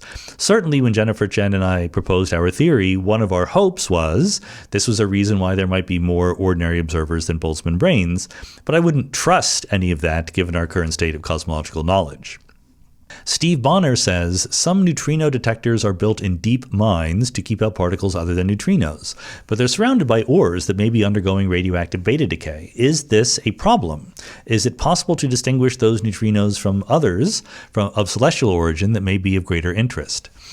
Yeah, it's a problem. This is absolutely a known thing. There are backgrounds, is the simple word that is attached to this, beta decay, but other backgrounds as well. In fact, back when I was at the University of Chicago, a friend of mine, Juan Coyar, is a professor there who looks for dark matter. He builds dark matter detectors in his labs, and he was able to get his hands on this incredibly valuable stuff, namely some bricks of lead that had been transported across the Atlantic Ocean in a ship that sank some decades ago. So because all this lead was just sitting at the bottom of the ocean for decades, I don't know, maybe centuries, I forget exactly how long, it had been shielded from cosmic rays, and it had given off much of its native radioactivity. So it was much more radio quiet than a brick of lead that would just be sitting up here in your basement or something like that. So that kind of stuff serves as very effective shielding for dark matter detection experiments. Now, nothing is perfect, so you will always get some backgrounds. The good news is that you have ways, in principle, of distinguishing signals from noises. For one thing, the energies should be different. You're not, depending on the kind of detector you have, you might not just be detecting the existence of a neutrino. You can also detect the energy deposited by that neutrino event. Sometimes, depending on what you're doing, if you have like a big water tank that can detect Cherenkov radiation or something like that, you might be able to get the direction in the sky that the neutrinos are coming from. And in fact, people have made little photographs of the sun in neutrinos because you can do exactly that. So there's all sorts of ways of statistically distinguishing the neutrinos that are signal from those that are background. You might not be able to do it on a neutrino by neutrino event basis, an event by event basis, but that's very common in particle physics. In particle physics, it happens all the time that you see events that could be really interesting signals or just background noise, and you can never tell just by only looking at one of them which it is. You have to construct and collect a huge amount of data. That's why it's very important that the Large Hadron Collider is not just high energy, but also very high luminosity, a tremendous number of events per second. It gives you the statistics to do things like find the Higgs boson. James Brown says, on moral philosophy, why is it that it seems like a battle for the one true moral theory of everything? Is it not more useful to apply the framework that is most appropriate to the situation, as in physics? Domain of applicability, I think, is the phrase you use. I share your concerns about utilitarianism, but I think specific instances where it could prove useful, and I think that the same might be true of deontology, virtue ethics, and so forth. Well, I would say yes and no. Like, I get the implication here. In fact, Will McCaskill, who was a former Mindscape guest, his PhD thesis, as I think he mentioned on the episode, was on taking that approach seriously. Like, basically saying, let's imagine that we're not sure what the right moral framework is. Maybe it could be deontology, maybe it could be virtue ethics, whatever. Well, what we should do is assign credences to the different possibilities and then get expectation values for different actions. If one action is like really good under one theory but really bad under another theory, then you should take the average under whatever credences you have. So I don't know whether that's a sensible thing to do or not, but I thought it was a cute little idea. But on the other hand, I don't think that that's going to be the best possible way of doing things. So the thing about domains of applicability in physics is it's absolutely true that if you just want to get a rocket to the moon, you can use Newtonian gravity. You don't need to use general relativity, even though general relativity has a wider domain of applicability. But general relativity is more fundamental, right? General relativity applies when you want to get a rocket to the moon, but it also applies in black holes, whereas Newtonian gravity applies only to one but not the other. So I think that the same thing should be true about morality. I think there should be a once and for all true theory for the simple reason that if you think that every moral question in every possible context has a right answer, then the union of all such right answers is a single theory. Okay, it might not be a simple theory, and the same thing is true in physics. The philosopher Nancy Cartwright has often argued for a patchwork approach to the laws of nature, that you should literally think of just different laws of nature operating in different domains, and you should not talk about deriving one from the other or even making sure the one and the other are compatible with each other. They're just different. I think that doesn't quite make sense because they have to be compatible. I can't get a different answer if I take two theories that have overlapping domains of applicability and ask the same question within them, right? I should get the same answer. That's what it means to be compatible. So I think that what is being pushed against is the idea that there is a simple, austere, beautiful, and rigorous theory of everything in either physics or morality. And that, I can hope for, and I do hope for, but I can't give you any strong argument that it must be there. The real theory might just be a mess. I've had this conversation with many physicists, and they say, like, how are you sure that there is a theory of everything? My answer is because the universe does it, right? Whatever the sum total of things the universe does is, that's the theory of everything. The question is, can you compress all of those doings into an incredibly tiny, compact formalism? That I don't know. I think that there's plenty of reasons to be impressed with how well we've done at that project, but we can't guarantee it's going to keep working. Lishan Aklog says, modern theoretical physics has long explored extraspatial dimensions, as in string theory, or emergent lower dimensional formulations of space-time, as in holography. Yet additional time dimensions remain highly exotic and largely absent from mainstream theories. Is there a deep structural reason for this? Yes, there is. Roughly speaking, as soon as you have extra time dimensions, they have been explored.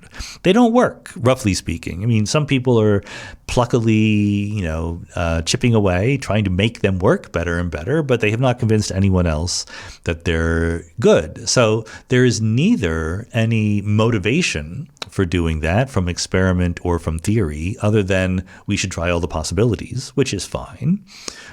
We should try all the possibilities. I'm all in favor of that.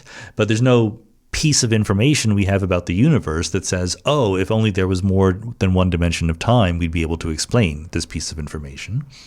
And the other thing is, once you say, like, okay, let's just play with it, right? Let's add more dimensions of time and see what happens, all hell breaks loose. One of the bedrock principles of physics in the world as we know it is the idea of an initial value problem, right? You tell me the state of the universe at one moment of time, and I can pretend to be Laplace's demon. I can tell you what's going to happen next. That's the initial value problem.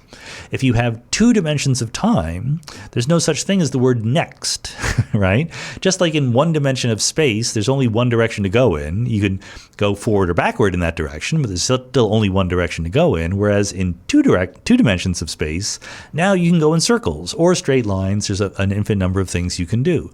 Same thing is true with time. So as soon as you have multiple dimensions of time, you can't predict the future from the present. You can't even prevent yourself from coming back to visit yourself because you can go in a circle in time, right? So anyway, it's worth trying. People have tried it. Itzhak Bars at USC is probably the biggest name among the people trying it.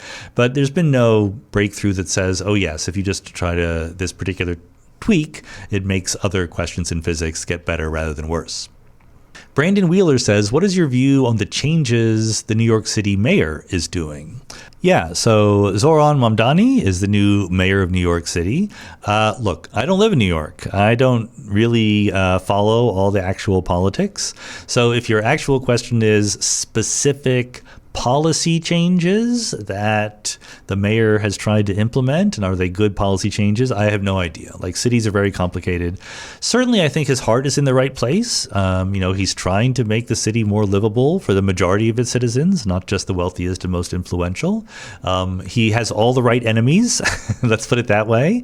And I also think that his approach is good. He is a positive person, right? Like he's always smiling and doing fun things and joking and things like that, but he's making things happen. He's fighting. And I think that fighting for what you believe in is the single most important thing that people on the sort of Democratic-Republican divide, on the Democratic side, don't take seriously enough. They think that if they can just make eggs get cheaper, everyone will vote for them. But I think that the idea that you're fighting for people's interests is absolutely underappreciated by our professional political classes. And finally, I've seen some of the videos that Mamdani has done, and I'm super impressed with his willingness to go deep. He did this video wishing everyone a happy St. Patrick's Day, and it's almost what you would do if you were trying to show how clueless and feckless typical politicians are. Because if you say, okay, make a happy St. Patrick's Day video, you've seen videos like that all the time. You kind of know what to expect, blah, blah, blah. I almost didn't want to click on it, but people who I respected were saying, you got to watch this. And he gives this wonderful history lesson of how the Irish came to New York and all the problems that were happening, and problems were happening back in Ireland. And he just explains it in a very compelling way. And I love the fact that he's just not insulting the audience's intelligence. He's assuming that they're as interested in this cool, detailed, nerdy stuff as he is. So all that can always be used in the service of bad policy decisions, okay? And that's why I'm saying I don't know what the policy decisions are. I mean, I like the idea that wealthy people should pay more taxes. I've said that plenty of times. Other than that, I don't know any of the policy details. But on style points, I think he's doing very well. Paul Torek says, last AMA, you answered the question of whether morality is rational in the decision theory sense. You pointed out that decision theory includes subtle things like independence of irrelevant alternatives. And you noted, because I don't think it's objectively out there in the world, it's up to you and the moral framework that you develop. Is rationality, not just rationality in some particular theory, just rationality, also up to you and the rational framework you develop? And why is it different or similar? So I think that you have to be careful about what exactly is being asked here, because the way the question is asked, is rationality up to you and the rational framework you develop? I think that there's something called rationality, and if you have something that is not within that framework, you wouldn't call it rationality. You wouldn't call it a rational framework. You'd be a framework, right?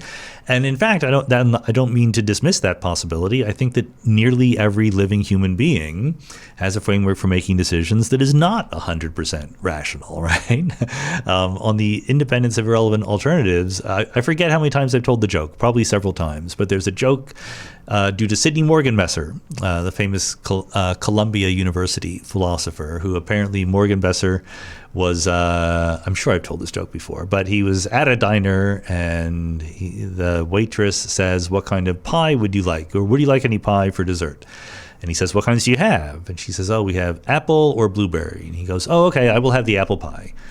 And she comes back and says, oh, no, wait, I forgot. We have apple, blueberry, and cherry. And he says, oh, in that case, I'll have the blueberry. So the existence of cherry pie was an irrelevant alternative, and he was sort of sacrificing his pie choices just to make a joke, namely that he was acting irrational, by now suddenly preferring the pre-existing choice of blueberry just because he was alerted to the choice of cherry. But the point is, it's a joke because people do that kind of thing all the time in the real world. So when you say rationality, it's something that has been developed by human beings, as is often true in philosophy. It's an attempt to make systematic and logical some rough guidelines, impressions, intuitions that we have, right? And are independent alternatives really supposed to be irrelevant?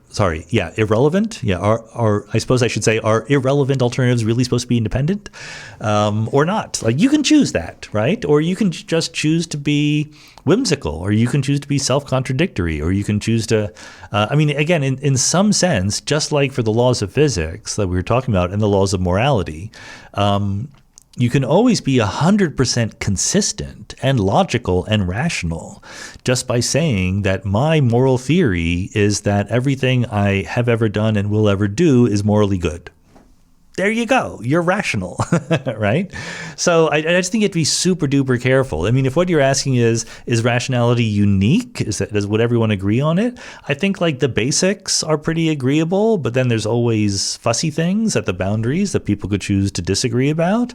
So I don't think it's the most important thing in the world to care about whether rationality is unique or objective or out there in the world. It's what you agree on. It's what people mutually will say, like, okay, we're going to agree that this kind of reasoning should follow these kinds of rules. And if we all agree, then we should be happy.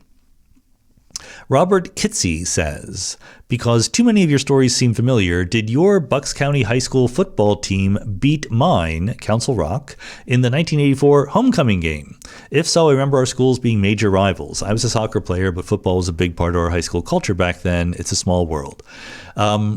It's very possible. That sounds vaguely familiar. I went to Pennsbury High School, and you're 100% correct that Pennsbury and Council Rock were two big rivals in that neck of the Bucks County woods. But what counts as a rival depends very delicately on what activity you're talking about. So in football, yes, Council Rock and Pennsbury were the big rivals. I was never that much into high school football as when I was in high school. I was on the debate team, the speech and debate team, the forensics team, and Council Rock, for whatever reason, didn't have a forensics team. So they were not my big rivals. It was actually Harry S. Truman High School. There were our local rivals, and schools like LaSalle College High School in Philadelphia and places like that. Henry Jacobs says, on downward causation, in the case of macrostates versus microstates in the context of statistical mechanics, it seems easy to dismiss the idea of downward causation. However, when aggregating people and their actions into a nation and its actions, the actions of the nation, the high level, will affect the citizens, the low level, through enacting laws or going to war. Does this count as downward causation? Maybe. I mean, that's literally what we suggested in the paper I wrote with Truth Parola on what emergence can possibly mean. We said that the space for downward causation is at these levels where even the lower level is already pretty high. And the reason, there's a very specific reason why. The reason why is that when your lower levels are fundamental physics, you have very strong constraints from things like locality and the small number of degrees of freedom per particle, etc. The individual constituents of your theory are themselves simple, and their interactions are local. So there's really no room for higher levels to directly affect them. Whereas if your lower level is individual humans and your higher level is some collective set of people like an economy or a government or whatever, then the boundary lines are a little bit less clear, right? And so I can imagine, so I'm honestly saying that I'm not sure. I can imagine a principled understanding of downward causation that was relevant to a human level and a collective national level or something like that. There are plenty of examples you can point out. The Constitution of the United States affects the lives of individuals, right? I don't think you can deny that. But what you can deny is that, you cannot deny that statement is true understood in its own right. You can deny that it's the right kind of statement to make because you can try to take a hardcore point of view that says the Constitution is a piece of paper. It has no effect whatsoever on people's lives unless they're literally reading the Constitution. What happens in the world is that people have ideas in their head because of what that we attribute to the Constitution. And it's those people that have effects on our lives, right? So in other words, you can always reframe the discussion in terms of the Constitution or laws or whatever in terms of individual people and their beliefs and their actions. The question is that the most efficient way to do it? Are you losing something important when you do that? So I'm very open to a rigorous discussion of why downward causation is the best possible way of understanding the relationship between levels at that level. I've not seen such a discussion, and we didn't do it ourselves. Peter42 says, if it turns out there's no singularity at the center of a black hole and none at the start of the Big Bang, do we still need a theory of quantum gravity? Yeah, sure. Because singularities are not a major motivation for quantum gravity.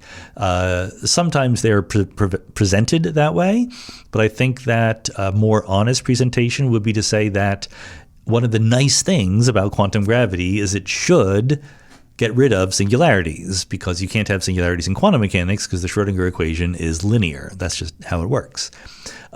Singularities are an inherently nonlinear kind of phenomenon. But you can certainly imagine getting rid of the singularities in a classical theory. People have tried to do that. The reason you need quantum gravity is because gravity exists and quantum mechanics exists. That's it. That's the total sum of the argument. People have also tried in respectable ways to see whether or not you could make a theory where gravity is itself classical and matter fields and energy fields are quantum mechanical. I think that the chances of something like that working are essentially zero, pretty close to zero. So I think that, which is good because it gives us room to invent quantum gravity. We're not done doing that yet, and it's fun to think about it. Gary says, fermions are things that take up space, and bosons are things that don't. Therefore, helium is a fermion, right? Yes, please? No, helium is not a fermion, but it's a composite particle with fermions inside. So the truth is, and this is a very tricky thing, and I'm not an expert in it, so I'm not going to get exactly all the details right, but therefore, because helium is itself a bosonic thing that has constituents that are fermionic, the truth is that in some circumstances it acts like a boson, and in some circumstances, if you push it too far, if you get out of the domain of applicability, where you can treat the helium atom as a single degree of freedom, then the fermionic nature of its constituents becomes important, and you have to think about those. And that's why helium does, in fact, take up space. Laura says, there were multiple moments in your conversation with Alan Roth on morally contested markets when I was disappointed by the rigor and thoroughness of his answers to your questions. And I wondered if you experienced something similar as the interviewer. Small examples of this were his vague definition of market and failure to maintain the significant distinction between market and marketplace that he made early in the discussion, pointing out that what he actually designs is marketplaces. The most important issue he did not adequately address was poverty. It came up in almost every example of a morally contested market, but even after you asked several questions about it, I wasn't satisfied and got the sense that you weren't either. So I wouldn't say that I wasn't satisfied. I think that, we have to be careful when we're talking to somebody, especially someone in a different area or even someone in the same area but at a different level of expertise, higher expertise or lower expertise, or even someone with the same exact expertise at the same level, but who's interested in different things. We have to be careful to admit that people are interested in different things, okay? So he was just not really into, worrying about addressing poverty as an issue. He was interested in these moral/economic questions about the nature of contested markets in their own rights, right? For their own sake.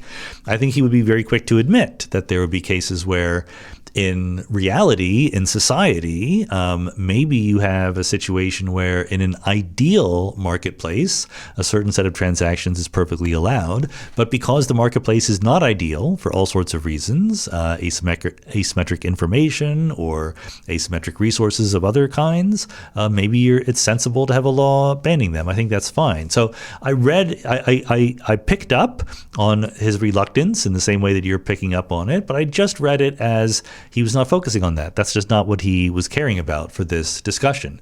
It's perfectly legit for us to care about it, to be interested in it, but that's why we talk to lots of different people here on the podcast in lots of different areas, because I'm not trying to present. I do want every podcast to have the property that the guest gets a chance to put forward their best arguments and their point of view, but I don't ask that the listeners accept the point of view as the truth. You should figure out what the truth is from the overall impression over many, many podcast episodes, and hopefully many, many things that are not episodes of Mindscape at all. Marek Borik says, I'm curious how you handle your personal finances and if you invest. Do you have someone who does it for you, or are you handpicking a handful of stocks, bonds, ETFs yourself? I don't even know what an ETF is. Are you maxing your 401k and Roth IRA, and have any guests you've had on the podcast change your attitude towards your personal finance? So I'm pretty minimalist about personal finance, honestly. Like, I'm a big believer in being responsible, and Jennifer, my wife, who as a longtime freelancer had to be super responsible, right? Because you don't know from month to month what your income is going to be. We tend to be pretty cautious. So I'm a big believer that people should put as much as they reasonably can into retirement funds or savings or something like that. And but I don't put any effort into sort of guiding my retirement funds, like they're in some index funds, I presume, or Merrill Lynch. I think my bank account is Bank of America, which owns Merrill Lynch. So I think that some Merrill Lynch thing is going on there. And I do put as much as I can from my salary from Johns Hopkins into the retirement fund. But look, and then I just let it go, and I hope it's okay. Fingers crossed. Jennifer and I have been beginning to pay more attention to this stuff. It's that time of our lives. Like, what happens if we both die? Where does the house go? Things like that. So we are beginning to do that. It's a little bit late, but okay. The reason I want to answer the question, I know that none of what I'm saying here is especially enlightening. I just wanted to use this as an excuse to lament how badly, as a society, we treat both our young people and our old people, younger than me and older than me. Like the people in my age bracket right now are fine. We're not all fine. Obviously, one of the difficulties in answering questions like this is I want to make the answers interesting and useful to as wide a fraction of the listening audience as they can be. And I know that some people have way less wealth and money than I do, and some listeners have much more wealth and money than I do. So it's very different circumstances. But, if you're able to save money when you're very, very young, it is hugely helpful to you when you get old because of the miracle of compound interest. And if you were like me when you were very, very young, there was really no possibility of saving a lot of money. I mean, not only is your income very low, but you're instantly saddled with debt when you go to college or whatever. And the amount of debt that a lot of modern college students are saddled with is enormously greater than I had to deal with. And I also got to sort of postpone paying it because I went to grad school. And in grad school, you get paid, but you don't need to pay off your debts yet. But as soon as I was a postdoc, a lot of my free income was just going to, like, those would have been good years to put into retirement accounts. But a lot of it is just going to paying off my student loans. And that's bad. And it's just sort of a terrible system. We tell people to be responsible. We make it very hard for them to do it. And then it's even worse when you're older. Like, I know young people, you think you have it bad. But for many, many people here in the United States, when I say society, I mean the United States because that's the one I'm familiar with. Being old is terrible. We do have Social Security. Certain forces in our government are trying to get rid of it. It's a minimal amount. It's not a huge amount of money that you get, but it can make the difference between poverty and, a relatively reasonable lifestyle. But we just pile on all these extra expenses, right? Healthcare is just the most obvious one, but there's all sorts of other things that get more expensive and things that you need to do when you get older. Housing, if you become less able to get around by yourself, or if you start losing your cognitive capacities, you can deal with that. And the way you deal with it is by spending money. And so we have this thing where, we teach people to save money over the course of their careers. And then as soon as they get old, we siphon it away as soon as we can, trying to make it sure that the system gets all the money out of people before they die, right? And, that's a slight exaggeration, but only a slight one. And I'm shocked that we let that happen. This is a place where democracy isn't working very well, because clearly a lot of the interests of a lot of people are not actually being served by the social organization that we've set up. I don't know how to fix that, but it's something that I think is worth saying out loud over and over again, because I think that we often hear the voices we often hear, including from people like me on this podcast, are not the ones going through those particular problems. So we have to draw attention to those problems existing. So to any of you out there, if you have the wherewithal to put money into retirement, do it. It will pay off for your future self. And if you're older and thinking about, how can I afford housing and healthcare? Good luck to you. I don't know what to tell you. We don't live in a universe that makes that one easy. Brandon Lewis says, I've long known that cats express emotions through their tails, but I've often assumed that their emotions just kind of leaked out this way. Recently, I heard it described as a tail language, which got me wondering, how intentional do you think cat tail movement is? Are cats consciously in control of their tail movement? How much tail expression do you get from Ariel and Caliban? I would be very skeptical about tail language as a concept. You have to be clear. There's all sorts of ways in which animals, and human beings for that matter, communicate without language as such, right? I think that language should not be thought of as synonymous with communication, okay? You can get your point across without using language sometimes. I think that's what animals generally do. I think we should maintain the idea of language for something symbolic, right? Something that is also modular, can be put together in different ways and form complex thoughts, which I don't think many animals actually do. Maybe some of them do, and that's, a thing that we can study. We've talked about it here on the podcast, and it's an intricate, difficult thing. But I don't think that Ariel and Caliban are putting together complex thoughts with their little walnut-sized brains and expressing them through their tails. It is true that cats' tails are very expressive. That's true. But I do think that it's essentially entirely unconscious.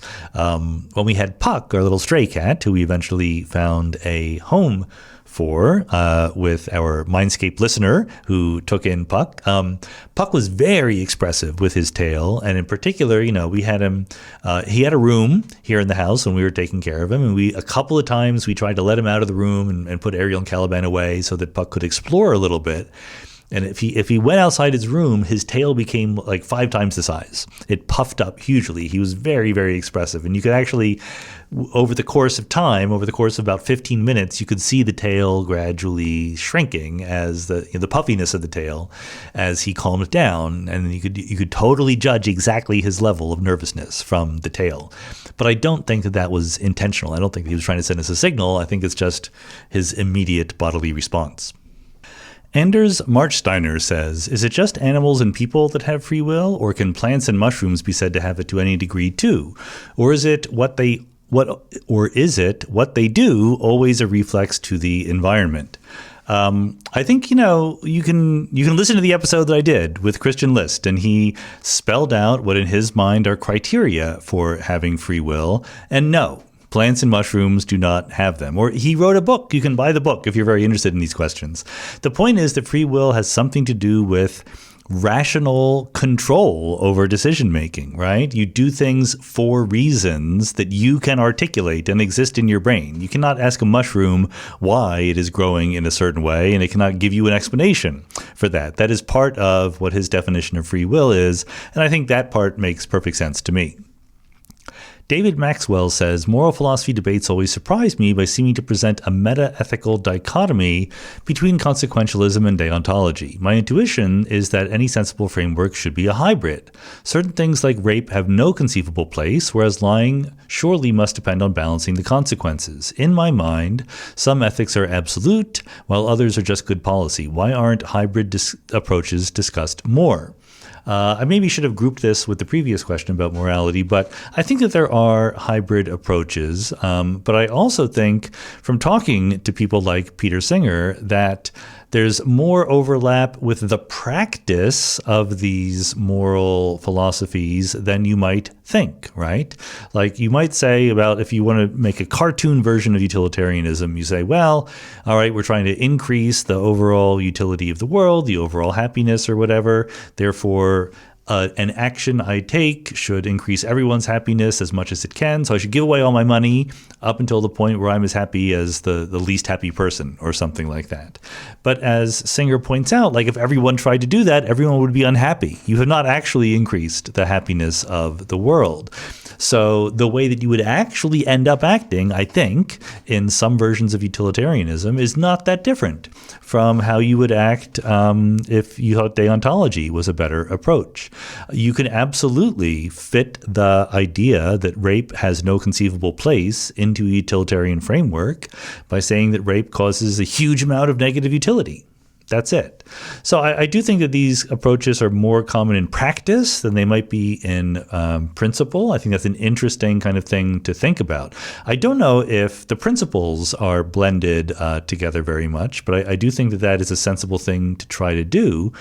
But it's not like I don't think it's a patchwork in the way that we talked about before. I think there's a right answer, but the right answer might not be the form of pure utilitarianism or pure deontology or pure virtue ethics or anything else, as we currently understand them. Dennis Banks says, it seems like Dan Dennett influenced your thinking on a range of philosophical issues. I've been reading some of his books and articles recently, and I'm starting to understand why. What a sharp mind and talented writer. But I was wondering, are there any philosophical positions that you think Dennett got wrong? Look, I'm not, again, the world's expert on the writings of Dan Dennett. I do think that he's written about a lot of things. He's much more interested in consciousness and free will than I am.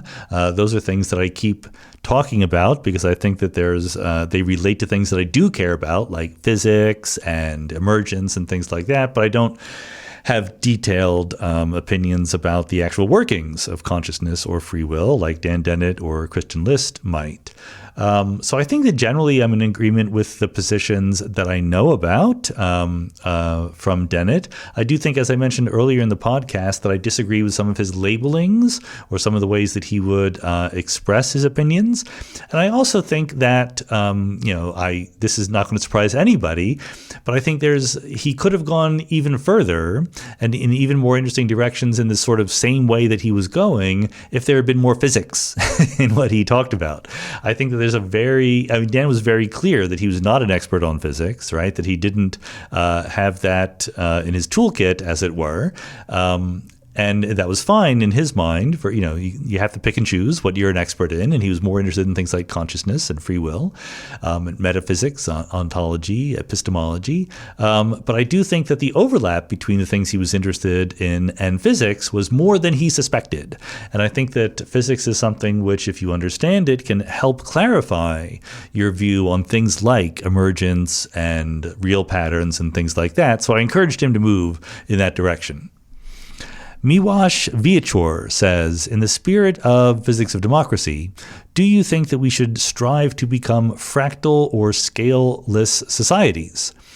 That is there value in having layers of self-governance, identity, legislation, values, personal connections, etc., apply with approximately equal weight at scales from families and local communities through neighborhoods, cities, regions, countries, all the way to continents and the earth? Or should certain scales be privileged, as, say, nationalists insist that nations should be? Not necessarily meant as a political project, but I'm very curious to hear your take on the pros and cons. Well, I want to emphasize that the idea of the physics of democracy is a descriptive one, not a normative one. That is to say, I'm trying to see whether or not we can learn about how things work by applying a physics-oriented lens to some of these problems in politics and society, rather than saying physics teaches us that we should do things one way or the other.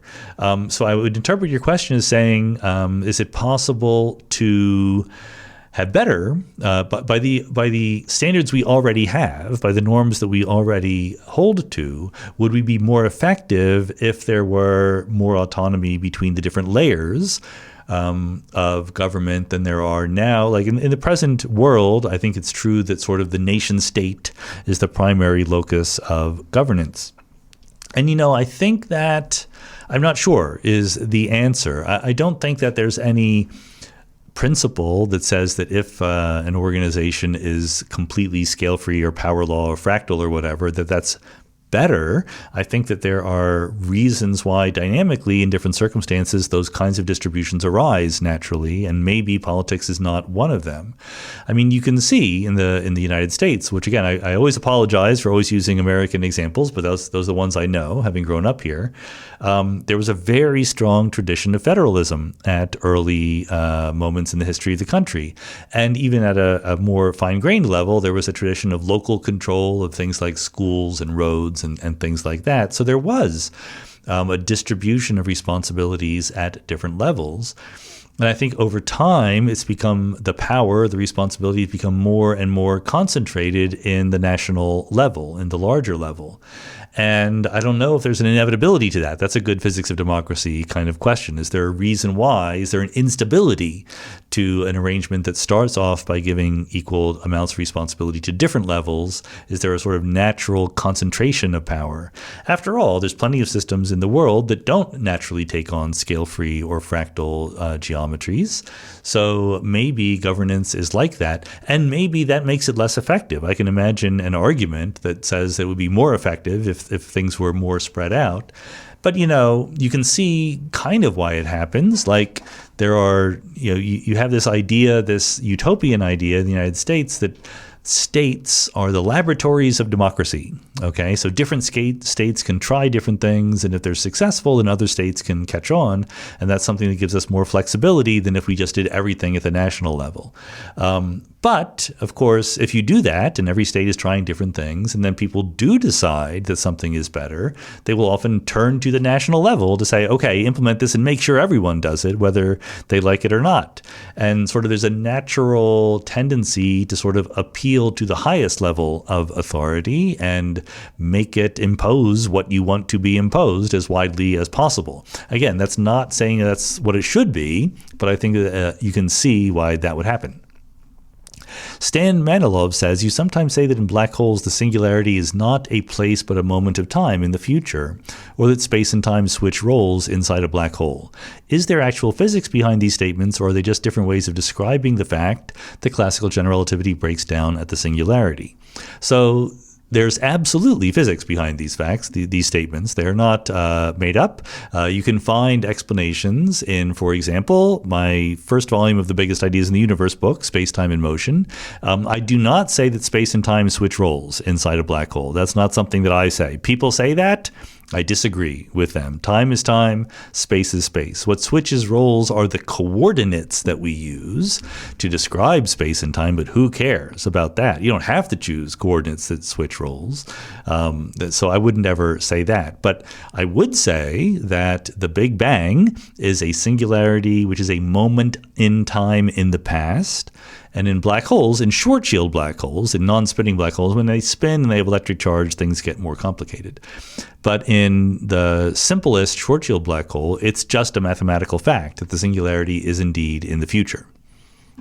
Schleier says, do branches of the Everettian multiverse contain the full possibility space of evolution? So I'm not sure by evolution whether you mean the evolution of the dynamical system called the universe or something like natural selection and Darwinian evolution. But in either case, the answer is no, they don't. The branches of the Everettian multiverse contain what is predicted by the Schrödinger equation, whatever that turns out to be. So there might be examples that just don't happen, right? If I take a electron with a spin, and I measure its spin, and I measure it to be spin up, and then I measure it again. There's no chance, if I've done my experiment correctly, that it's not going to be spin up again. That's what quantum mechanics predicts. It's not like everything happens. Certain things happen and certain things don't. A much more rigorous example is conservation of electric charge. Conservation of electric charge insists that possible evolutions for which the electric charge of the universe changes its value do not happen. Those are possible worlds, conceivable worlds. They just don't happen according to the evolution governed by the Schrödinger equation. So it's the Schrödinger equation that is in charge, not just some vague idea that everything out there that possibly happen will happen. Christian Dobo says, does your one guest, one appearance approach prohibit you from inviting people on the podcast on whose podcast you already made an appearance? Did this happen before? And if so, were the topics overlapping? No, there's no, I don't care about how many times I appear on other people's podcasts or that they appear on mine. I don't think it happens very often. It happens sometimes. You can go back. When was the last time it happened? Maybe Daniel Whiteson, maybe? I don't really remember. But the point being that I don't usually invite podcasters on my podcast. I might invite people who are academics, who have some interesting thing to say in an intellectual way, who might happen to have a podcast, but simply having a podcast is not a good enough reason to have someone on the show. Look, I have Peter Singer on the show. He has a podcast, but I'm not inviting him on my podcast because he has one. It's for other reasons, right? So these days, more and more people do have podcasts, so the overlap happens, and other people don't have this policy that I have. So I might appear on someone else's podcast many times, and that's perfectly okay. Ryan Cobine says, even though Ukraine seems to have the initiative and is inflicting tremendous losses on Russia, it is nevertheless true that Russia is now probably the world's second most experienced and proficient country in drone warfare. Given the cost differential between what was conventional warfare, as the U.S. has demonstrated in Iran, and contemporary drone warfare, the U.S.'s withered arms production capacity, and the People's Republic of China's dominance in all areas of manufacturing, what is your outlook on the future of war and international power? Does the drone era make nuclear conflict more likely, or warfare in general less likely, or what? I mean, you know what I'm going to say, which is that I'm not a super duper expert on the future of warfare and international power. I do think that technology is going to keep changing the nature of war, which it always does, right? Like every generation, war is a little bit different than it was before. And that's why we have this old axiom about people, or old saying about people always fighting the last war, because the next war is going to be different in various ways. Drones are clearly much more important now than they used to be. They might be even more important. Drones used as delivery for bioweapons, which doesn't happen now but could very easily happen, are an obvious place to think of. More and more cyber attacks could be part of war. That's a place where AI could level the playing field and allow other countries to sort of attack more advanced countries and damage their cyber infrastructure in dramatic ways, you know? Like if you wiped out all the electricity and all the internet in a country, that in the modern era would do an enormous amount of damage to it right away, cause enormous suffering. So my only very vague thought is that whatever war is today, it's not going to be like that 20 or 50 years from now. So it's most important. Look, this is a different version of the same reason why you shouldn't go to university with the idea of becoming an expert in some technical field that will then get you a job that will last your lifetime. Because what is an interesting technical field will be different in 20 years than it is today. It's much more important to go to university and get an education in being a well-rounded human being, and then you pick up the parts of specialization that will be useful in your future career later on. Likewise, I think that that what will lead to dominance in war is not just the ability to be really good at building drones, but a broad-based technological capacity, a flexibility at the level of strategy and tactics in the policymaking arm of the country, in addition to the actual ability to build the technology. Does drone era make nuclear conflict more likely? I don't think so. I really don't think that once you have a nuclear bomb, it's that difficult to deliver it. They're blunt instruments, right? You don't need really pinpoint control. The great thing about the drone era is you can pinpoint your small-scale attacks. It kind of isn't necessary for nuclear war. I think the nuclear proliferation is definitely making nuclear conflict more likely. I certainly don't think that drones make warfare in general less likely. I think that there's this sort of long-standing hope that if war becomes more terrible, people will stop doing it, but I see no empirical evidence that that is actually real.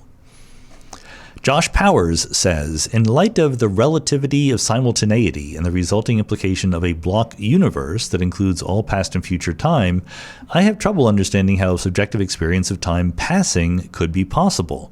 It's tempting to use an analogy with motion through space, but I can only conceive of experiencing motion through space if I also experience time passing. I don't know what I could experience the passage of time relative to if all time already exists. Can you suggest any reasonable ways to think about subjective experience in a block universe?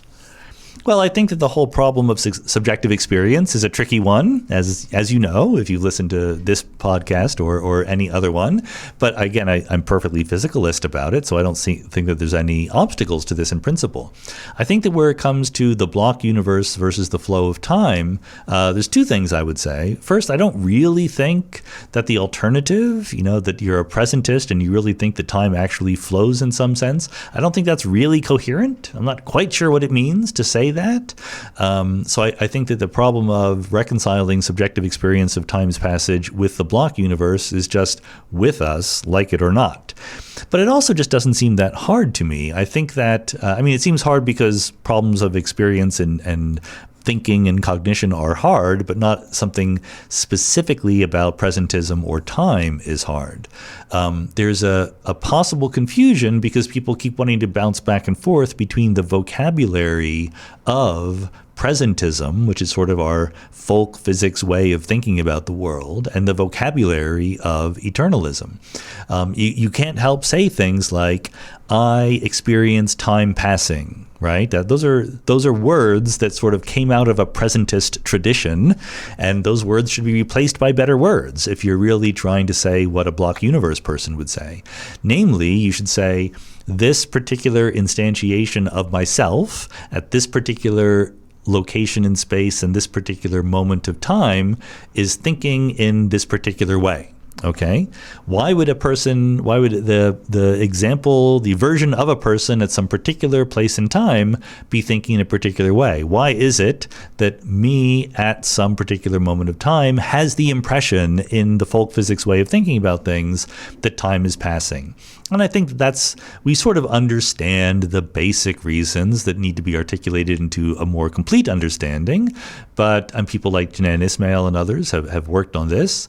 The fact is that you, at every moment of time, the version of you at 12 o'clock and the version of you at 1 p.m. and the version of you at 2 p.m. have in your mind both a picture of your present configuration. You think you know who you are, where you are, how you are arranged. You might not be 100% accurate in that, but you have it.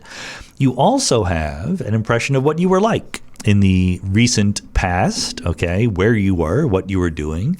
And you also have a projection into the future of where you might go, where you hope you're going to go, where you expect to go, where you want to go, etc. And you are constantly updating all of these different pictures. And they're different pictures, right? Your projection into the future is different than your memory of the immediate past. And it's that difference, that imbalance, which is ultimately traceable to the thermodynamic arrow of time, that we conceptualize as an experience of the passage of time. It's not that, quote unquote, time is really passing. Time just is a label on the four-dimensional block universe. But at every moment of time, every instantiation of you contains an unbalanced set of impressions about the past and the future. And it's that unbalanced set of impressions that we attribute to, or that we interpret as a sense of time passing, is what I would say. David Sotolongo says, if one believes that in the vast majority of worlds, artificial superintelligence kills off mankind, and also believes it's practically impossible to stop ASI from coming into being, do you think it makes sense to ignore the worlds where ASI kills off mankind and instead just focus on making sure that whatever ASI gets created ends up being beneficial to mankind rather than creating a dystopia? So I'm going to have to deny the premises of the question here. I don't believe that the vast majority of worlds ASI kills off mankind, and I also don't believe that it's practically impossible to stop ASI from coming into being. I don't even think that there is a coherent idea called ASI, as I was saying before. There's many different levels of intelligence, directions of intelligence, and we're not helping ourselves where we blur all those important distinctions and lump them together in one thing. We should take seriously what we actually have and might create, not just project some vague ideas about superness onto the concept of intelligence. But okay, having said all that, I think that questions like this are in the genre of questions that become very difficult because you're saying, okay, I have this thing that I think is very, very unlikely, but if it happens, it would have a huge, huge, huge impact, right? And I mean very unlikely and very huge impact. So I need to multiply the percent chance that it happens by the impact, and I have to sort of weigh that against things that are quite likely and have much smaller impact. I think that in general, questions like those are really, really hard. It's not hard in principle to do the math. What's hard to do is to know whether or not doing the math is the right thing to do. And it's really hard to understand the error bars on your math. Is something that is unlikely a 1% chance or a 10 to the minus 100 chance? Those are very, very different numbers. Is the impact really extinguishing life on Earth, or is it costing us a few $1 billion in revenue? Very, very different outcomes. So I think that my general strategy for these questions is to be somewhat incrementalist about them. That is to say, not to really base my actions on these best case or worst case scenarios in the relatively far future, but to be prudent about the direction we're moving in, step to step. I think that we have much more control and understanding of what short-term possibilities are than we do long-term possibilities. That doesn't mean that long-term possibilities aren't important. It means that the way to handle long-term possibilities is to handle the short-term possibilities. Okay? Now, obviously, that's not true in cases where we do have a good handle on the long-term possibilities. Like if we keep dumping fossil fuels into the atmosphere, the Earth's going to heat up. That's very predictable. That's not a small percentage chance of happening. But these really weird speculative science fiction scenarios are not very much of that character. And so for them, I think that, moving carefully step by step is the right strategy to take. Okay, I'm going to group, 3 questions together. They're all long questions. So I'm going to have to read them all, and you'll have to decide whether or not you can remember them as I read them. So Dan R. says, I really enjoyed your Christian List episode. As I consider myself a good Bayesian, I was hoping you could briefly discuss how much credence we should assign to determinist arguments, such as those put forward by neurobiologist Robert Sapolsky, who was, by the way, was a Mindscape guest. We did talk to him here if you want to listen to the conversation.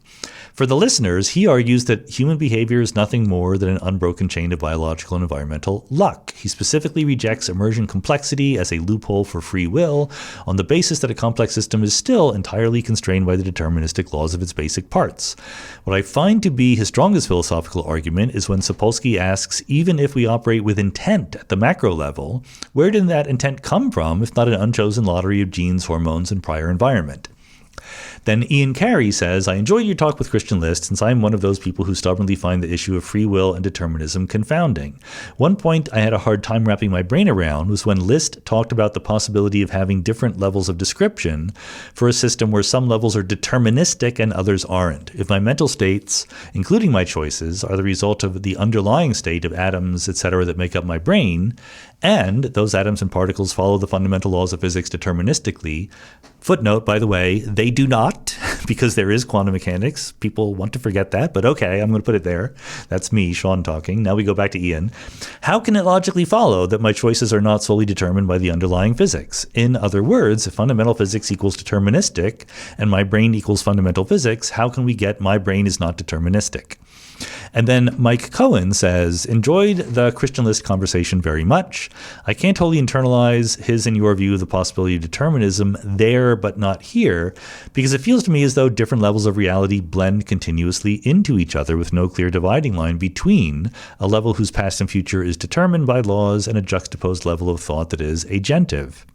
Therefore, the concept of different but supportive levels that do not share determinacy seems off. However, this is my lived experience of free will. I have it, and since levels of determinism probably cannot be resolved, I'm happy to truck along my agentive road. In physics and philosophy, there are many mansions. I will trouble myself no more about free will. That's probably a good attitude that you have there, Mike. Okay, so the general principle of all these, the general query underlying all these questions is, I hear what you're saying about levels and so forth, and I kind of want to get on the train that says that at higher levels there might be free will, even if at lower levels we're just obeying the laws of physics. But I am reluctant to see how you can have such an ontological difference between the lower level and the higher level. You know, at the most basic level, let's just simplify the question. If the lower level is deterministic, how can the higher level not be? If the higher level is just made of the lower level, right? What else is there? I put it in those simple terms because the answer in those terms is super duper simple. The emergence involves coarse graining. Right? Coarse graining means you're throwing away information. So when I flip a coin, I cannot predict, if I do a good job of flipping the coin, I cannot predict whether it's going to heads or tails, right? And even if I thought incorrectly that the fundamental laws of physics were deterministic and really there was an answer embedded in the microstate of me and the air molecules and the coin and all that stuff, I don't know that microstate. As you may have heard, I am not Laplace's demon. I'm going to have to get the t-shirts made saying that I am not Laplace's demon. That's definitely something I'm going to have to do. What that means is in the same macro state that I use to describe the world at the level of people and coins being flipped and things like that, there are included both microstates that will end up with the coin landing heads and microstates that will end up with the coin landing tails. And from my macroscopic level of observation, I am not able to distinguish those microstates. So the macro theory, even at its best, even doing as much as it can possibly do, can make at best probabilistic predictions. It is not a deterministic theory. You can know everything you want to know about the standard model of particle physics, but if you want to predict when a volcano is going to erupt, good luck with that. That's not what geologists try to do. I mean, you can do better and better by collecting more and more data, but typically what you actually do is have theories of frequencies, predictions, probabilities for things. In natural selection or biology, it's exactly the same thing. You can see the animal, but you can't, by looking at the animal, read all of its DNA sequence, and therefore you can only make probabilistic statements about will the baby be a boy or a girl, right? So it's very, very easy for there to be fundamentally different kinds of behavior at a macroscopic level than at a microscopic level. Okay, so I think that answers all the general questions. Let me go through very, very quickly here. Dan R. says, a complex system is still entirely constrained by the deterministic laws of its basic part. Sure, it is, but you don't know the state of the basic parts. And it's not just you happen not to know, they are literally unavailable to you at that macroscopic level. In some sense, at the microscopic level, it is entirely valid to say that that intent that you had at the macro level came from an unchosen lottery of genes, hormones, and prior environment. So what? You don't know. It's not part of that macro theory. The macro theory is one in which people are not predictable and make choices. And that's just how the macro theory goes. To Ian's question, I think that was very close to the way that I answered already, but he says, if fundamental physics equals deterministic and my brain equals fundamental physics, how can we say my brain is not deterministic? The answer is your brain is not fundamental physics. Your brain is a very coarse-grained description of certain fundamental physics, and that changes everything. That changes the space of possibilities and implications very strongly. So for Mike, I don't even think Mike's asking a question here. I think that Mike is just talking through his process of becoming accepting of the picture of many levels. I think that's a good process to talk yourself through. Okay. Thomas S. says, I'm reading The Particle at the End of the Universe, and it got me wondering, do you feel that the SSC, the Superconducting Supercollider, would still be a worthy undertaking today, assuming funding was secured, or was its merit predominantly predicated on goals that were since made redundant by the LHC? I don't think it would be a good idea now.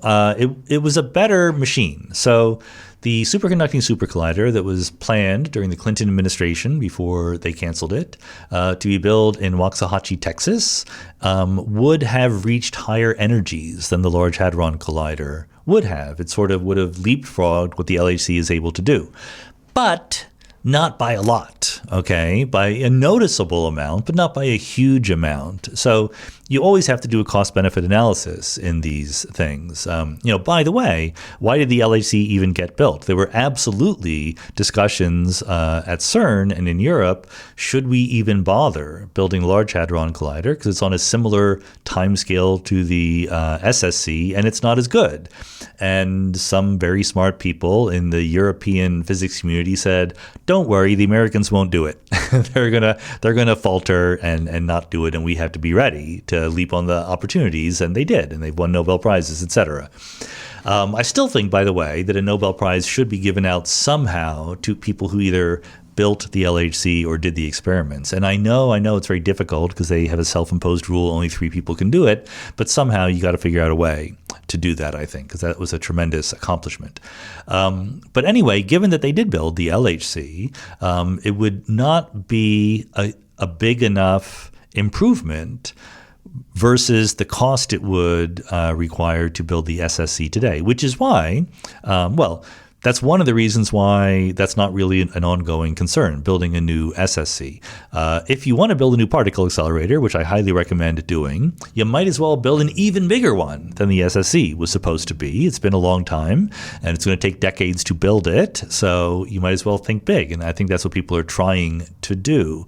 Of course, the other reason that the SSC is not a major component of our thinking is that no one thinks that the United States is going to do it. The United States has more or less abandoned the idea of being a leader in particle physics. The choices now are between China and Europe, and maybe some other places might surprise us and step in, but those are the leading candidates right now. Okay, the last question of this AMA is a relatively long question, but I think it's worth it. Let's see if you agree. Chris Kaltwasser says, I'm sorry that the Sixers fell to the Knicks. I was also disappointed by my Detroit Pistons. I appreciated you mentioning the amazing comeback that Detroit had against Orlando in Game 6, where they went into the half down by 22 points, but somehow managed to come back in the second half and completely shut Orlando down. It's that game that I have a question about for you. In that game, Detroit didn't just chip away at the lead. They completely obliterated Orlando in one of the most lopsided halves in NBA playoff history. Here's the thing. I didn't even see the second half. I was so disappointed that I didn't have the stomach to watch what I thought was going to be the end of their season. I was quite elated to discover they had won, though I'm not sure I learned my lesson, because I repeated the very same move in the next series against Cleveland in Game 7, which, by the way, they didn't win. After a completely lackluster first half, I turned the game off again, and this time, however, I later learned that they had no ability to turn things around. I was at least gratified that I didn't spend the second half watching a group of millionaires thinking more about their summer vacations than repeating their historic performance. So my question is, would you have turned off a Sixers game if they were down 22 points going into halftime in Game 6? So the Sixers were down to the Celtics. I think it was Game 5, either Game 5 or 6. They won games 5, 6, and 7 in their first round series against the Celtics. And in one of those, they were down by a lot. And if they had lost the game, they would have lost the series. They're not down by, it was not nearly as dramatic as Detroit's turnaround against Orlando, though. And I do think it's a very legitimate question. And this is why I'm answering it, not because people care about Sixers and Pistons, but because there's a question of sports fandom and how to be a good sports fan if you're rooting for your team, right? I am very much on the side, I said this before, but I think that modern sports fandom has been contaminated in part. I don't know whether it's because of betting or fantasy sports or just the internet or whatever, but too many fans think of themselves as fake general managers rather than as actual fans. So rather than rooting for the team as it is actually constructed, they spend a huge amount of time complaining that the team is not how they would have constructed it. They want to fire the coach, they want to fire the players, or etc. I'm just not like that. If the players are on my team, I'm going to root for them. I'm going to root for them to play well. That's what I want to see happen. But of course, the reason why you want to see that happen is because you like it when they win and you're sad when they lose. And it is not missed my attention entirely that you get sad when your team loses. And why are you doing this to yourself? Why are you inflicting this pain on yourself? And, the NBA and most sports have the feature that the last game of the season that your team plays, they will probably lose, right? Because half the teams that don't make it to the playoffs, on average, or probably more than half, will lose their last game of the season. Once you get into the playoffs, the only team that ends its season on a victory is the team that wins the championship, right? So most people will go into the offseason unhappy in some sense. And so at what point do you give up? At what point do you stop watching or whatever? I will certainly say, for the Sixers in particular, which I'm most familiar with, it was more fun to watch them in some sense. Well, it was fun to watch them in different ways when they were completely struggling intentionally because they tore down the team in order to rebuild, okay? When they did very, very well in the draft lottery and got Joel Embiid and other players. But before then, they were just terrible. And it was still kind of fun to watch them because there were no expectations, right? Like they were terrible, but you kind of knew the players. And I didn't watch all the games because that would be, I still don't watch all the games, but never have watched all the games. But you would still watch occasionally. You would know what was happening, even though they were probably going to lose. And that was okay. And then they became good. For the last several years, the Sixers were good. And when Embiid was in his MVP prime, I watched a lot of games and I was very sad whenever they lost. And now they've declined a little bit from what they were 3 years ago. Like we all know like the literal exact moment when they declined, because 3 years ago, Joel Embiid had just won the MVP the season before, and he was playing even better the next year than he was playing in his MVP season.